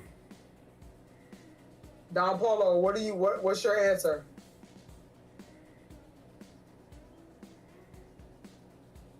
Dang! Both of you are wrong, but we're going to go to the one that was the closest, and that would be Lady McMillan. You in here too? It's funny. Wait, but Lady has all the books set. Well, she said she would give it away as a gift. Right. I said that. I know, but you cheating. I'm not cheating. I just read all. You can do the next one, since you're not reading it. There you go. Okay. There you go. So none of you are correct, but I'm going to go to the person that answered the closest, and the winner would be Lady McMillan, because the answer is 13. There we go. Good job, Lady McMillan. Okay. You better do it. I didn't read it. Okay, my buzz. Look at you, just want to keep people on. Yeah, I cannot. Oh. You gonna She said, wait, Zombie, we gonna work something out. We gonna work something out. And matter of fact, you know what? With the last giveaway, I'm gonna use my giveaway thing I have on this computer, and I'm gonna just put the people's names, and we're gonna see who wins that. So it'll be randomized. So it could be anybody that's in the chat lurking and stuff like that, because I want to give people lurking a chance too. You're full of 12. Blackness. You would have gotten it right. You were right there. But that's okay. Scorp, you would have had it. Wait, because Kiki already won one. True. But she didn't get book 3. And that She didn't. Okay. Scorp, I really want you to win one, Scorp. So stay in there, Scorp. Stay in there. Hold strong, brother. But what is up, Blackness? How you doing, man? Welcome in, welcome in. You're doing this book release. And audiobooks. Listen, I would love to do audiobooks. I've been trying to do that for a while. So listen, okay, so listen, look, if you ever listen, hear me out. If you ever decide, you want to go that route, and you need a voice actress. Oh, can we do it? Can we do it? I'm just saying, I'm here for you. Yeah, samesies. Matter of fact, Samesies. how would y'all like to do it together? Yes. Listen, don't play. Hold on. I'm dead ass. Quit playing with me. Okay, so I would love to do that. You about to read? We about to do book 4, right? Yeah, because listen, we're gonna talk about this. We got our Discord group set up because I'm dead ass serious about this. Yeah, I'm so serious. Because we can have it where like one of you narrates and the other one does the actual voices and stuff like that. Yeah. I'm down. Oh, perfect. An audiobook would be invested. Taco, I got you. I have a question, Powerless, and what's up? Maybe others might have the same question too, but just to answer, for those who are too afraid to ask, in the future, do you think you would ever do ebooks? Like Kindle books? Yes. I have Kindle books already. Do you? Yes, if you go to Amazon and look where it says paperback, if you look underneath it or click it, it says Kindle. Oh my great. The only one I don't have on Kindle right now is 5. I took 4 down because there was an issue with 4 where like the last 3 chapters were like spaced apart and people thought it ended. So I took that off to fix it, but I'm putting it back up. But 4 and 5 should be up on Kindle by next week. Oh, I love 1, it. 2, and Yes. 3 are on Kindle right now for half the price. Like the books cost $20 paperback, but $10 Kindle. Look, you hear that? You hear that? Go get your book. And listen, Rel, I would love if every character could voice themselves, and I have Queen and Sin do like characters that, because I have a friend who can do like the other voices of characters that can't be there, so we can get something work. Get the paperback; it's worth it. People do love the paperback because listen, if you get Kindle, you don't get this back cover. The one thing I try to do on my back covers is just show the characters that it's about, and a lot of hard work went into this back cover. So, come on. It's back. Yeah, but if you live that Kindle life, I understand. Cause you gonna get this book work. Right. I can't sign a Kindle. That's true. But if you are on a budget, you know. If you're on a budget, I definitely understand. Like any help. Yeah. If you want to be part of the book club and you want to follow along with the book and you pinching pennies and shit. Yeah, or if you just can't buy the book and you just want to join the book club, because I want us to be able to read it on, like maybe in Discord or on stream together. Mm-hmm. You can just follow Queen It Shall Be and Sincere X and Bearded Baritone. They plan on reading the book on stream. So you can catch it, and they stream at different times during a day, during the week. So you could be able to catch one of the 3. Yeah. Mm-hmm. So I can't wait. You guess we're ready. Exactly. We're ready. I love the new wig, by the way. Queen, I love the new wig. Queen is getting ready to read excerpt from book 4. So I am. First chapter of book 4. I am. Book 4. I am going to be reading chapter 1 of book 4. Yes, I am. All right. So this is book 4 is Broken Bonds. Oh, my heart. Oh, here you go. Don't do me like that. Oh my God, I can't believe I'm about to read this. Oh my God. This is a sad book. I gotta make this. I have to zoom in a little bit because I want to make sure I see everything. Oh my God, look at you, Paulus. I'm so proud of you. I know, right? Oh, can you drop the link for Discord? The link for book 4, please. Gotcha. Yeah. Okay. I'm so anxious. Oh my God. Chapter 1. Okay. It's a beautiful day at the Orange Brook PWP. The sidewalk is scattered with pedestrians getting on with their lives as a red town car pulls up to the entrance. The door opens and Moses Creed steps out. He turns back to the car door and extends his hand. Echo grasps his hand and exits the car. As she closes the door, the car drives off shortly after. They both smile at each other and look around before walking into the building. They head toward the reception. Thank you for choosing Power, Kiki. Thank you for the follow. Yes. Hey! Yes. They head towards the receptionist desk. How may I help you? The receptionist asks before looking up. I'm here to see the man in charge, Moses answers. Do you have an appointment? She asks as she lifts her head better to greet him. Her eyes go wide from shock. Moses? She screams as she jumps back in her seat. Fear takes over her as she reaches to push the panic button under her desk. The entire building is alerted. Everyone in the lobby looks around in shock until they all lock eyes on Moses and Echo. Everyone runs and pushes each other to get away. Well, aren't you popular? Echo jokes to Moses. Yeah, kind of made a mess of things last time I was here, he says with a laugh. A few moments later, the elevator doors open as Harvey, Natalia, Kiala, and Essence get off. Essence, seeing them, quickly draws her gun. Kiala and Natalia follow suit and prepare to fight. Moses recognizes Kiala and Natalia from when they worked for him. Hey, you two. How's the grass on the other side, he jokes. Kiala's eyes sharpen as she lets out a vicious growl.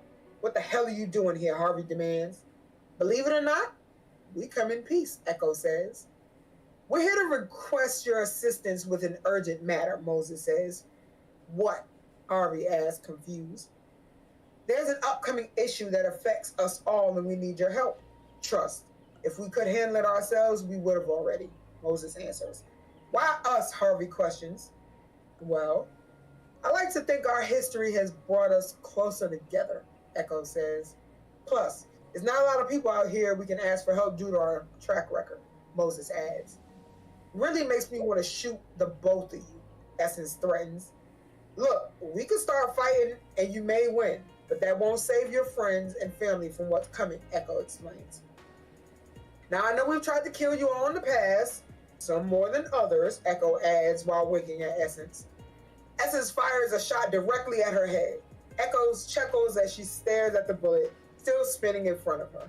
Everyone notices Moses is using one of his abilities to stop it. Moses then uses telekinesis to make Essence drop her arms and hold her in place. She begins to struggle as Kiala jumps into action. She lunges at Echo and is stopped mid-air by Moses. As he holds the two of them at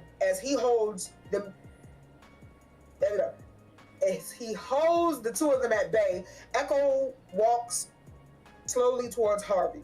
Natalia moves in front of him. Unlike these two, you seem more level-headed. I'm trying to restrain myself from doing something I may regret. Besides, my main job is to protect Harvey, Natalia says. Great. So is there some place we civilized discussion? Echo asks. Release my staff and I'll consider it, Harvey demands. Echo glances at Moses and nods. He smirks and releases Essence and Kiala.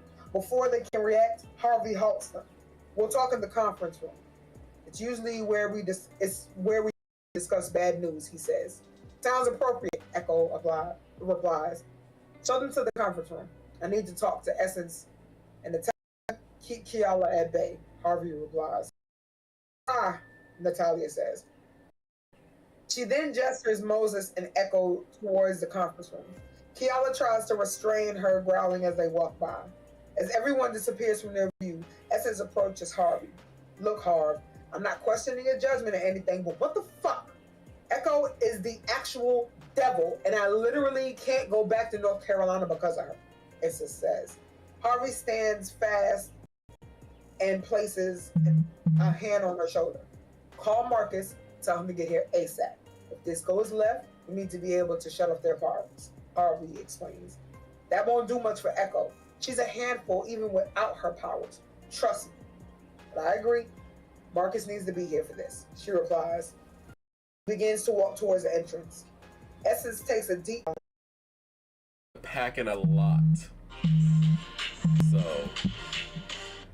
I was able to pack in a lot and make it very, how do I say? Hold on.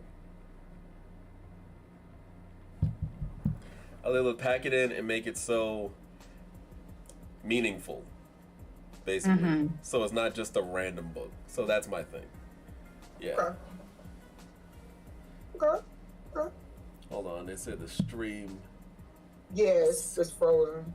It's frozen. You're back. They don't want us to be great. They don't. Right. But we great anyway, so fuck them home. We great. Hold on, let me make sure. Oh, okay. So I just had to refresh. Mm-hmm. And you are refreshing. Well, thank you. You're welcome. Okay. Yeah, so it's free, man. There we go. Bang. I'm gonna reset. I'm gonna refresh my screen too. Yeah. Me too.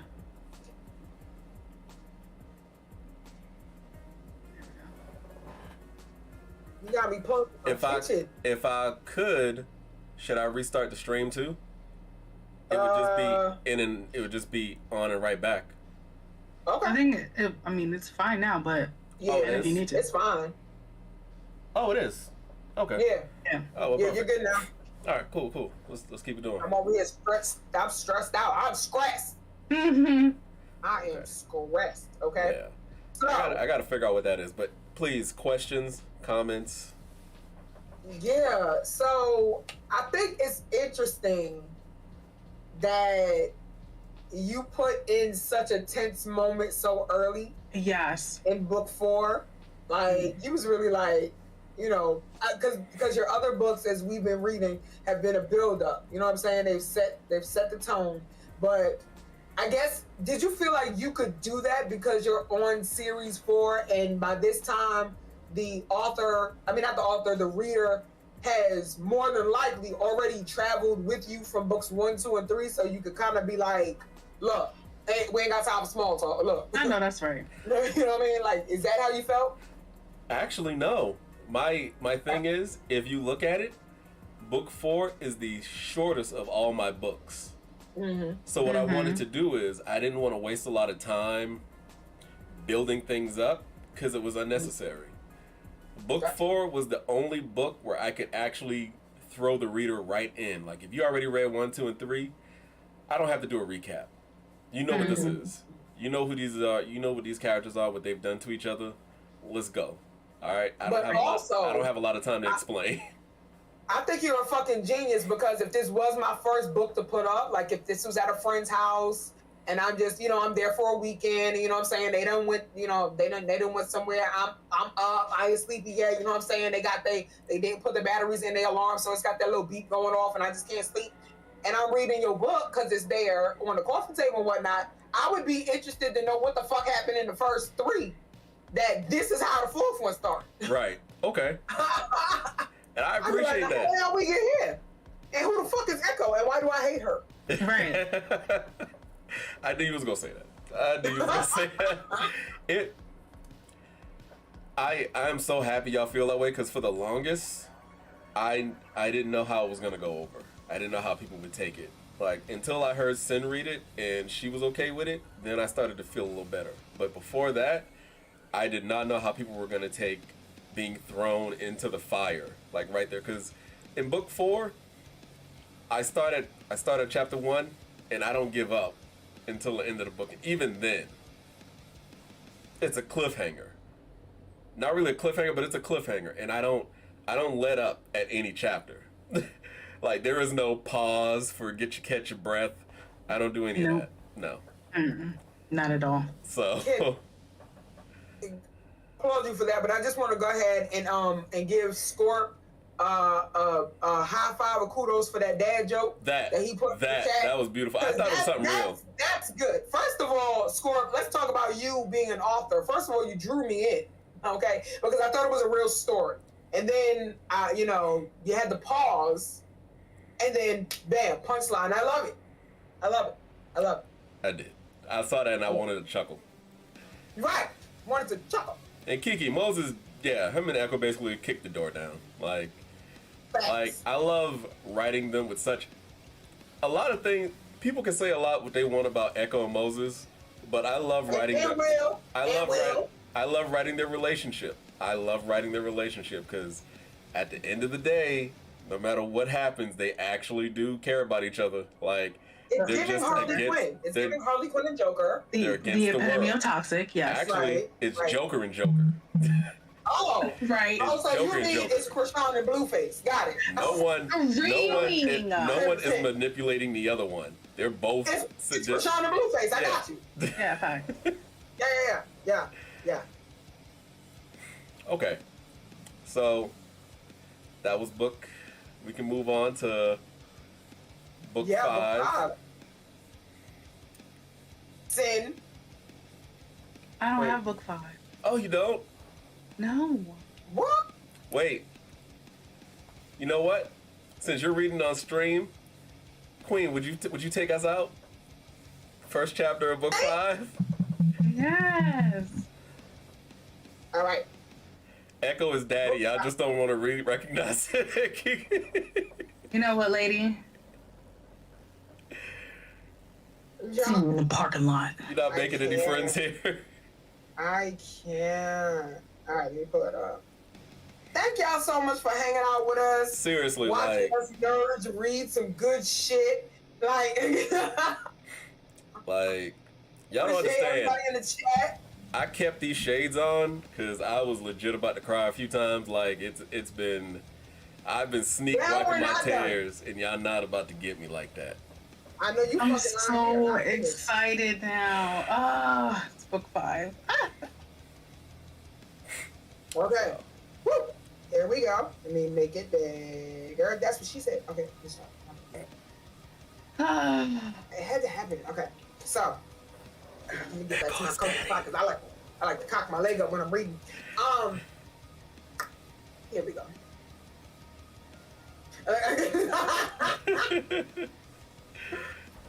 Oh my God. In a small desert town overseas, a tall woman walks through an empty street. She is draped and covered from head to toe in a dark brown garment with only her eyes visible.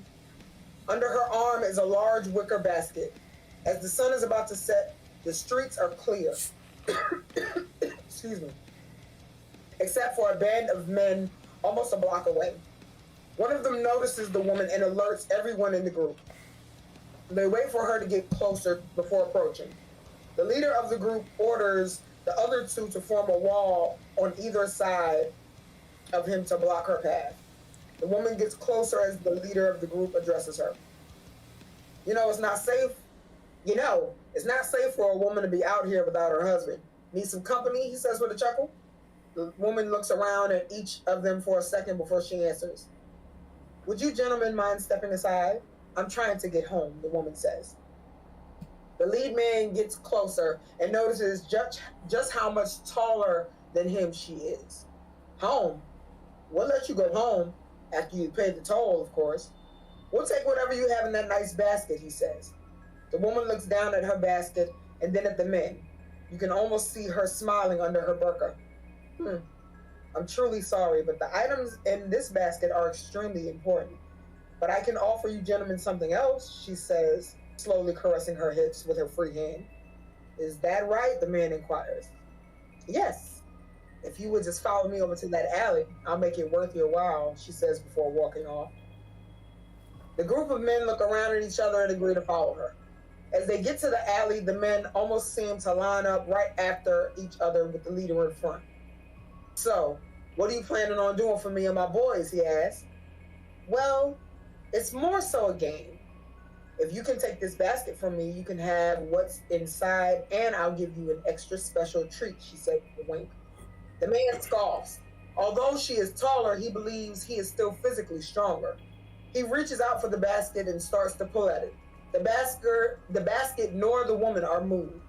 The leader moves closer and gets a tighter grip to yank the basket. After 3 strong yanks, he is still unable to pull the basket. The group of men behind him start to snicker. You all think that's funny? He yells back at them. The woman laughs as well as he turns his attention back to her. He then rips off the face cover of her. He then rips off the face cover to her outfit. A mess of hair is pulled forward as the man looks to see her face. The woman quickly reaches out and grabs the man's forearm. She slowly looks up, revealing herself to be Echo. She then flips her hair as it falls to her shoulder, while continuing to squeeze the man's arm until it ruptures and breaks in her hands. What the hell are you? He screams out in agony. Me? Oh, I'm a monster. Just like her, Echo says, pointing behind the group. They all turn around to see that the alley has been sealed off with a wall of ice. At the bottom of the wall stands Monique. The upper part of her face is covered by a hood, but her wide and sadistic smile can clearly be seen. An icy mist escapes her mouth as she lets out a chuckle. She then uses her ice claws and slides her right arm down the side of the wall next to her, leaving behind large frozen scratch marks. Screams can be heard from the alley, but no one dares to call for help due to the neighborhood. Echo and Monique return to a storefront property that's been boarded up. They enter through a door on the side of the building and notice Essence on the ground leaning against the wall. She is wearing tattered clothing with rips and tears appearing all over them. Her hair is bushy and covering her face like it did when she was younger. She slowly pushes the hair to the back of her head. Essence notices the blood on their clothes as they enter. What's the fucking point of hiding here if you're just going to keep attracting attention? He snarls at them. Essence stands up with her with her eyes cold and dead to the world.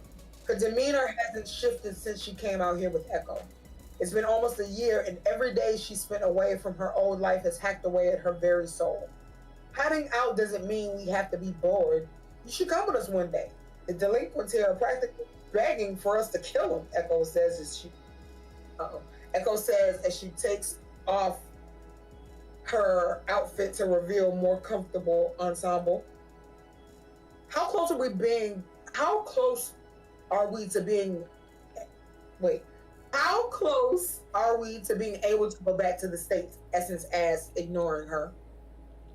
It depends. I've been working non-stop on it since we've been traveling, but I decided to take a break today. Get some me time in, Echo replies, tosses the outfit to the corner. Before she can react, Essence forces her against the nearest wall and pins her against it. She has a knife in her hand at Echo's throat. A break? You don't get a break. I gave up so much to be here because I believe the shit you told me. I also believe that you could fix everything if I left with you. So until I'm able to see my friends again, I don't even want to see you blink too long. Every moment of your day will revolve around getting me back home, Essence threatens, even pushing the knife closer enough to break skin and draw blood. Echo isn't stunned as she should be, but she doesn't fight back. She just locks eyes with Essence's rage-fueled glare. Echo clears her throat and carefully pushes the blade away. You know, you've been on edge since we've been traveling. All you do is mope and train, she says. I mope because I'm sad and I train because I'm pissed, Essence answers. Well, try channeling that shit into something more upbeat and productive, because your threats mean nothing to me at this point. You've been out here for months. You wouldn't let all this go down the drain because I took a day off, would you? Echo says.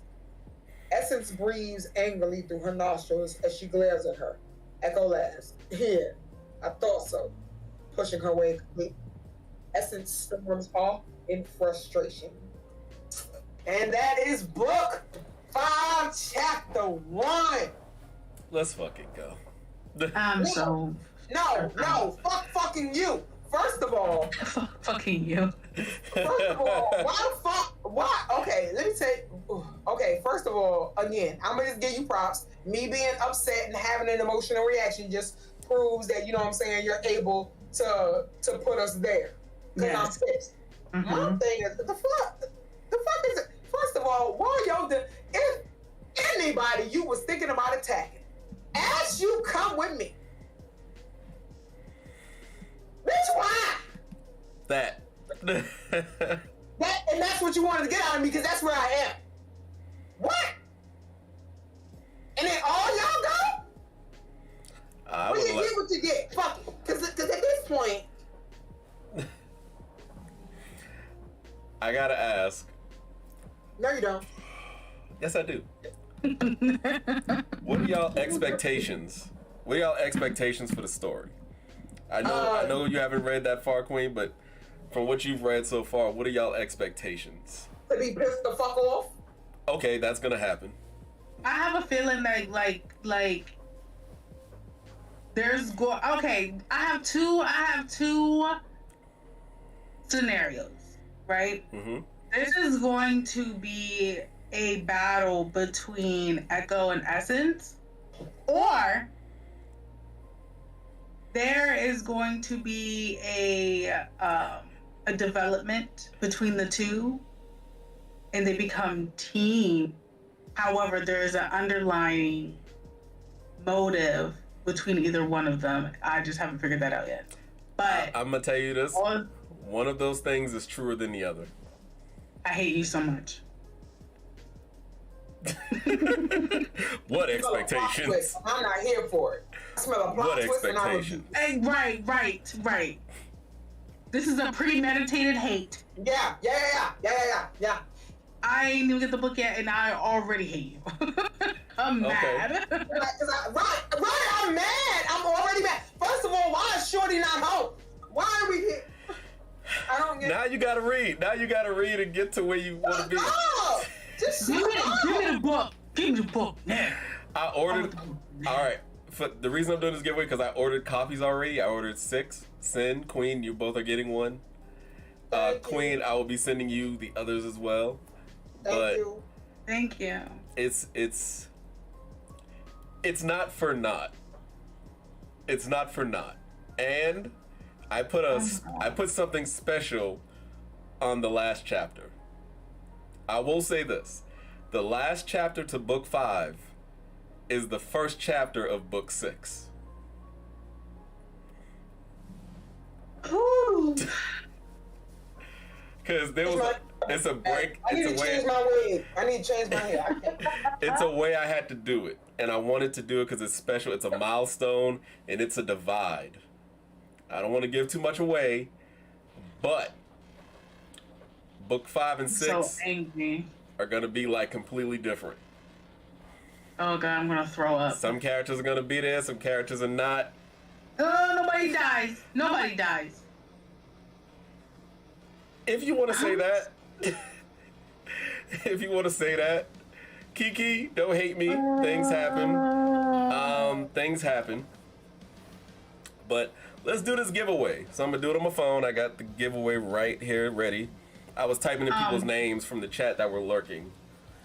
Can you drop the link for book 5? Oh, of course. Thank you. For those of you that want to check out book 5, I actually have the link right there. Yes. Now. I've never been so fucking stressed out of my life. Oh, you about to be stressed. I'll fly back these spells and put you in the ground.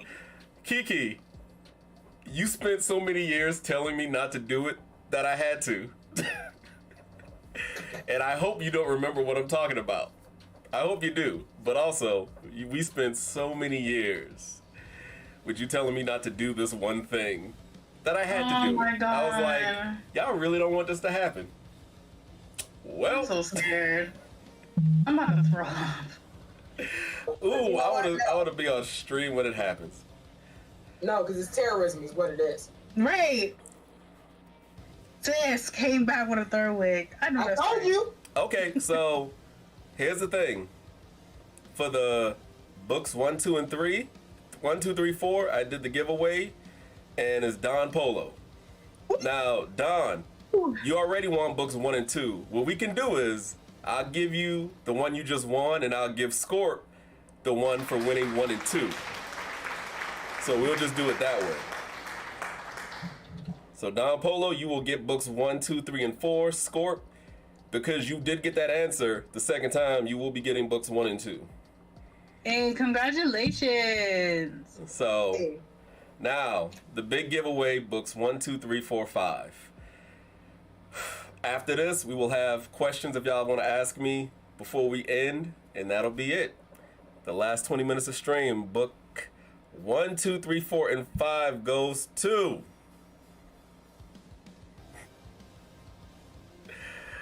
motherfucking bearded baritone.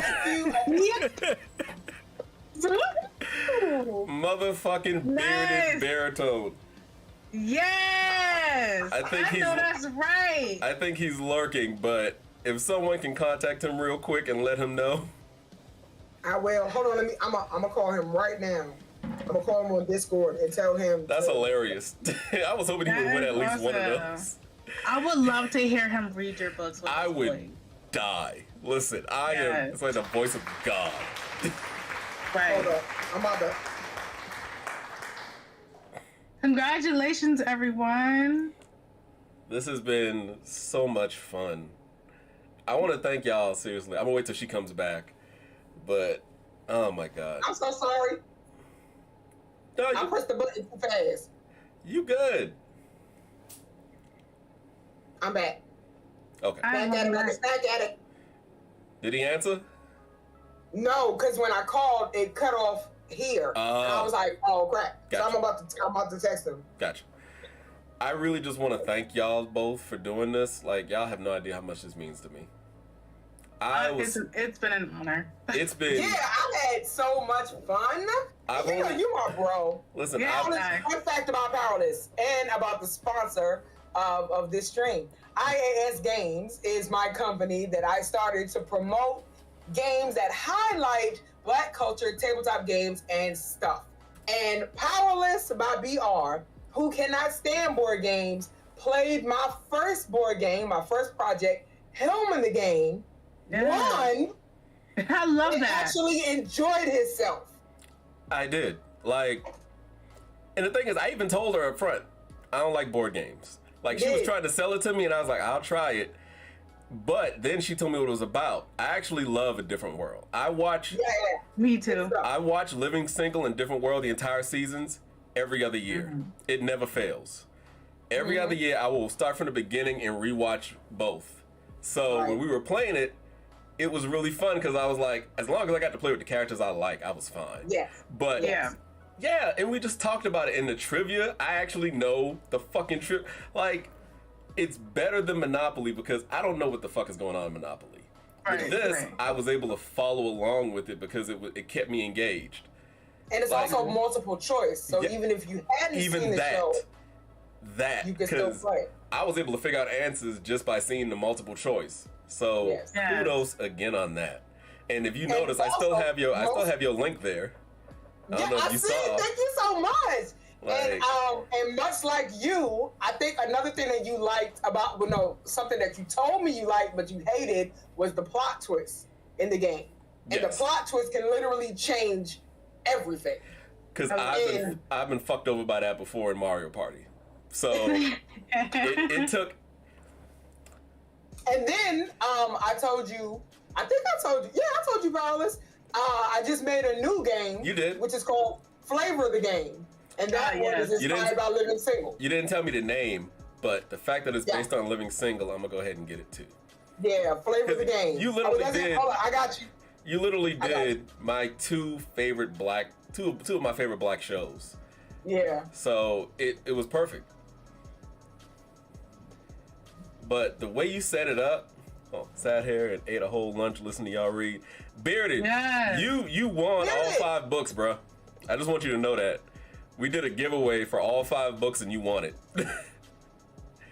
You won! I wanted it to be you or Scorp.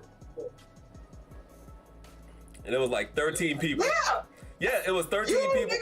It was 13 people in the giveaway and you won the book you won the giveaway that gives all 5 books. You won books 1, 2, 3, 4, and 5.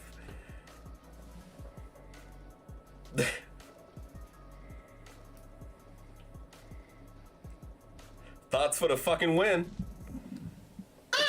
Yes. I got a smoking peace pipe for that.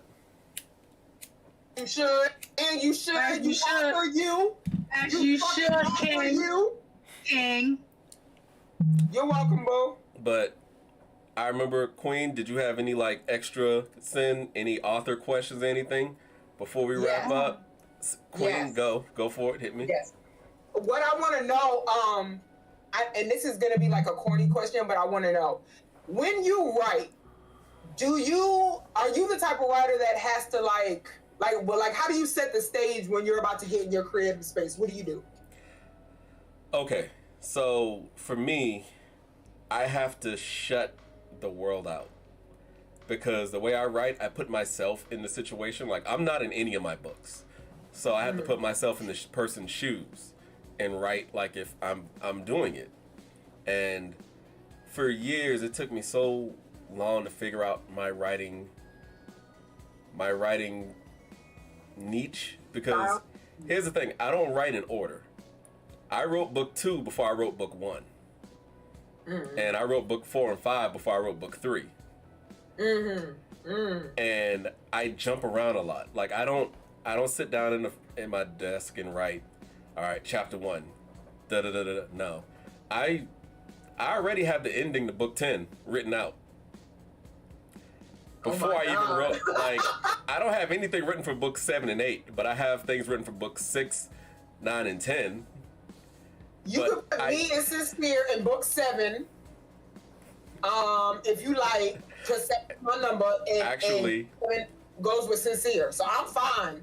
With me and her being in, I'm cool with it. We can talk. We can do some character development. Y'all are in a different. Y'all are actually in a different series. Y'all are actually. Y'all are in a different series actually. After I have. All right. So here's the thing. I wrote this book in high school. I wrote Powerless in high school along with 7 other series that I had ideas for. And y'all are in the next series after Powerless. Ooh. Alright. Matter of fact, I have the Google Doc Slightly up. bigger glasses. Hold on, I got the Google Doc up. Let me see what I decided on for the name. You got a name? Shut the fuck up. Yeah, like I had all this stuff written out in high school.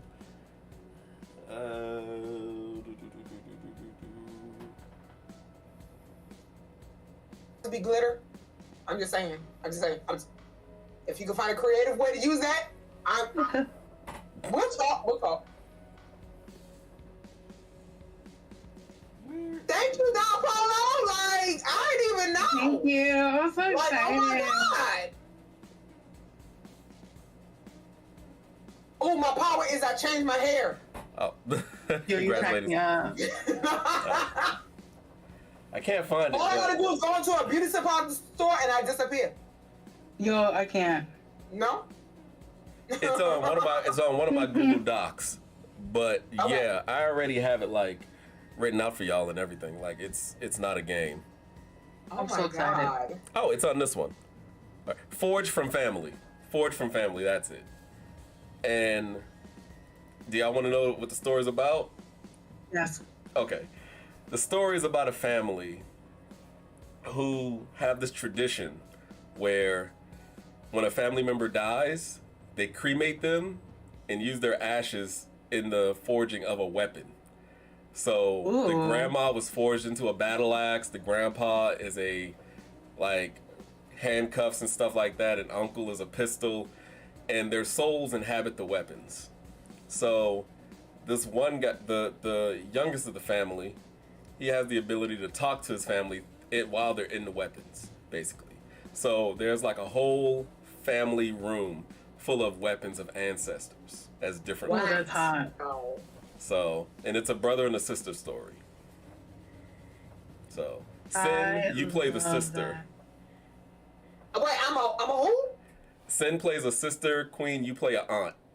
You play. Yes! I'm so excited. So that story will be taking place after Oh, wait, Powerless this is in what my a auntie different had. series. I can't give you any more. Like, literally, I have. Yes, Auntie. like, literally, this is all I can show you. Like I said, I have all these ideas in my head and everything. So I just write them out. I will drop the link for Discord. Yeah, Bearded, I'm gonna message you a little later when I get to work to get your address or a P.O. box so I can send these books out. I will be sending them next week. Because they should be getting here Wednesday, so I'll be sending them out Thursday or Friday. Woo woo. Girl, look at your auntie here. I can't. So let me go off and let y'all know who won what. So Kiki won a signed copy of book 1. Scorp won book 1 and 2. Don Polo won book 1, 2, 3, 4. And Bearded won 1, 2, 3, 4, 5. I have a question. How did you get published and what steps did you get it done? That's a good question.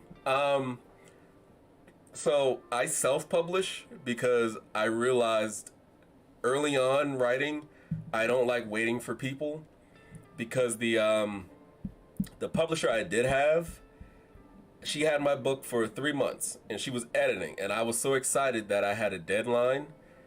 But when I checked on her after like 3-4 months, she was only on chapter 3. At that point, I rescinded everything that I did and looked into publishing myself. I did all the legwork and everything myself. So my first book, I made sure, Kiki, y'all remember I had y'all was saying stuff on Facebook about her. So I decided I'm not doing that anymore. I would give up the promotions and her putting my name out there to have it done myself. Because the most important thing to me wasn't making money. It's the story. I wanted to get the story out. And people think I'm crazy for saying this. I would never sell my book to have it turned away from what I made it. Yeah. My book is, I always say this, if you had a daughter and your daughter loves pigtails, you love your daughter with pigtails, and someone came up to you and say, you need to change your daughter's hair to something else, would you change it? And I'll beat them the fuck up. That's why I would never change anything. That's why I would never. Talking about? Exactly. Right. That's why I would never change anything in my book. This is my baby. I know that's right. I know that's right. If I ever wanted to make it into a TV show or a movie, I would need complete creative control. Yes. I'm not using big names because I don't want y'all to focus on the names. This is not going to be a Will Smith or whatever movie. This will just be a movie. That's it. Yes. I love it. I'm so proud of you, yo. Yes, it does. Yes, it does, Scorp. Scorp, you heard you won 2 books, right? I mean, I tried. I really am trying, y'all. Like, it's... Getting back into solo streaming has been rough, but y'all have been making it so easy. Like, I'm doing what I love, and this is all that matters to me. Like, being able to put out the things I've created and have people love it. Like, it's really a feeling I never thought I would have. So, I really appreciate each and every one of y'all. Of course. We're glad that we could, put this together. Yes. You know what I'm saying? I feel like an insider because you know what I'm saying? We got the scoop and we was like, what? Exclusive. I was so nervous about today. Like, y'all don't understand. I was so fucking nervous.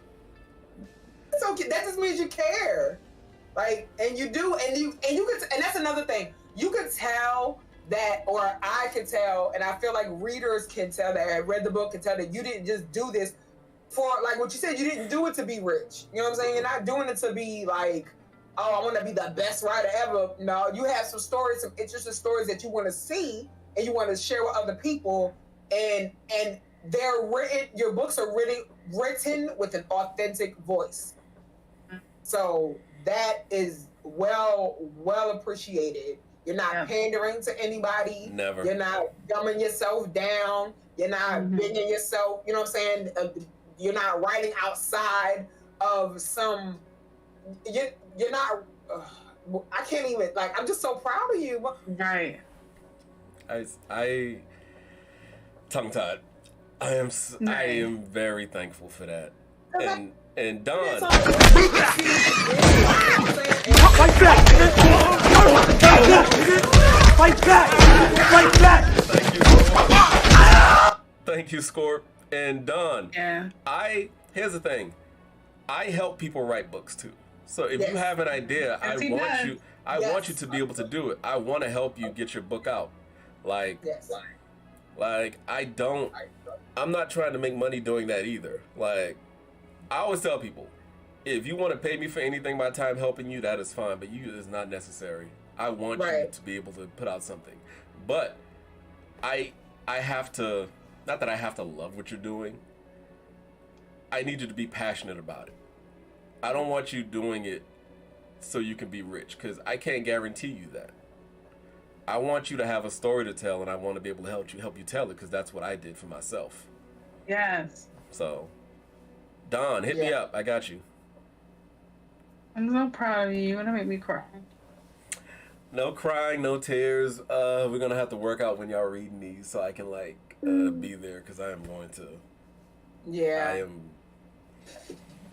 It's good stuff. Well, Auntie will be there. Let's go. Let's go. Because Auntie gonna pull up. You know what I'm saying? Yes.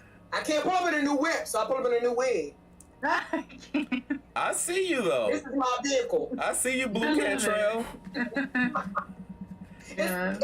listen, it's the bob for me. It's the bob for me. I should have had a wig. I almost wore a wig. You know what? And I'm glad you went with the pipe. You know what I'm saying? It's sweater weather. You got your sweater vest on here.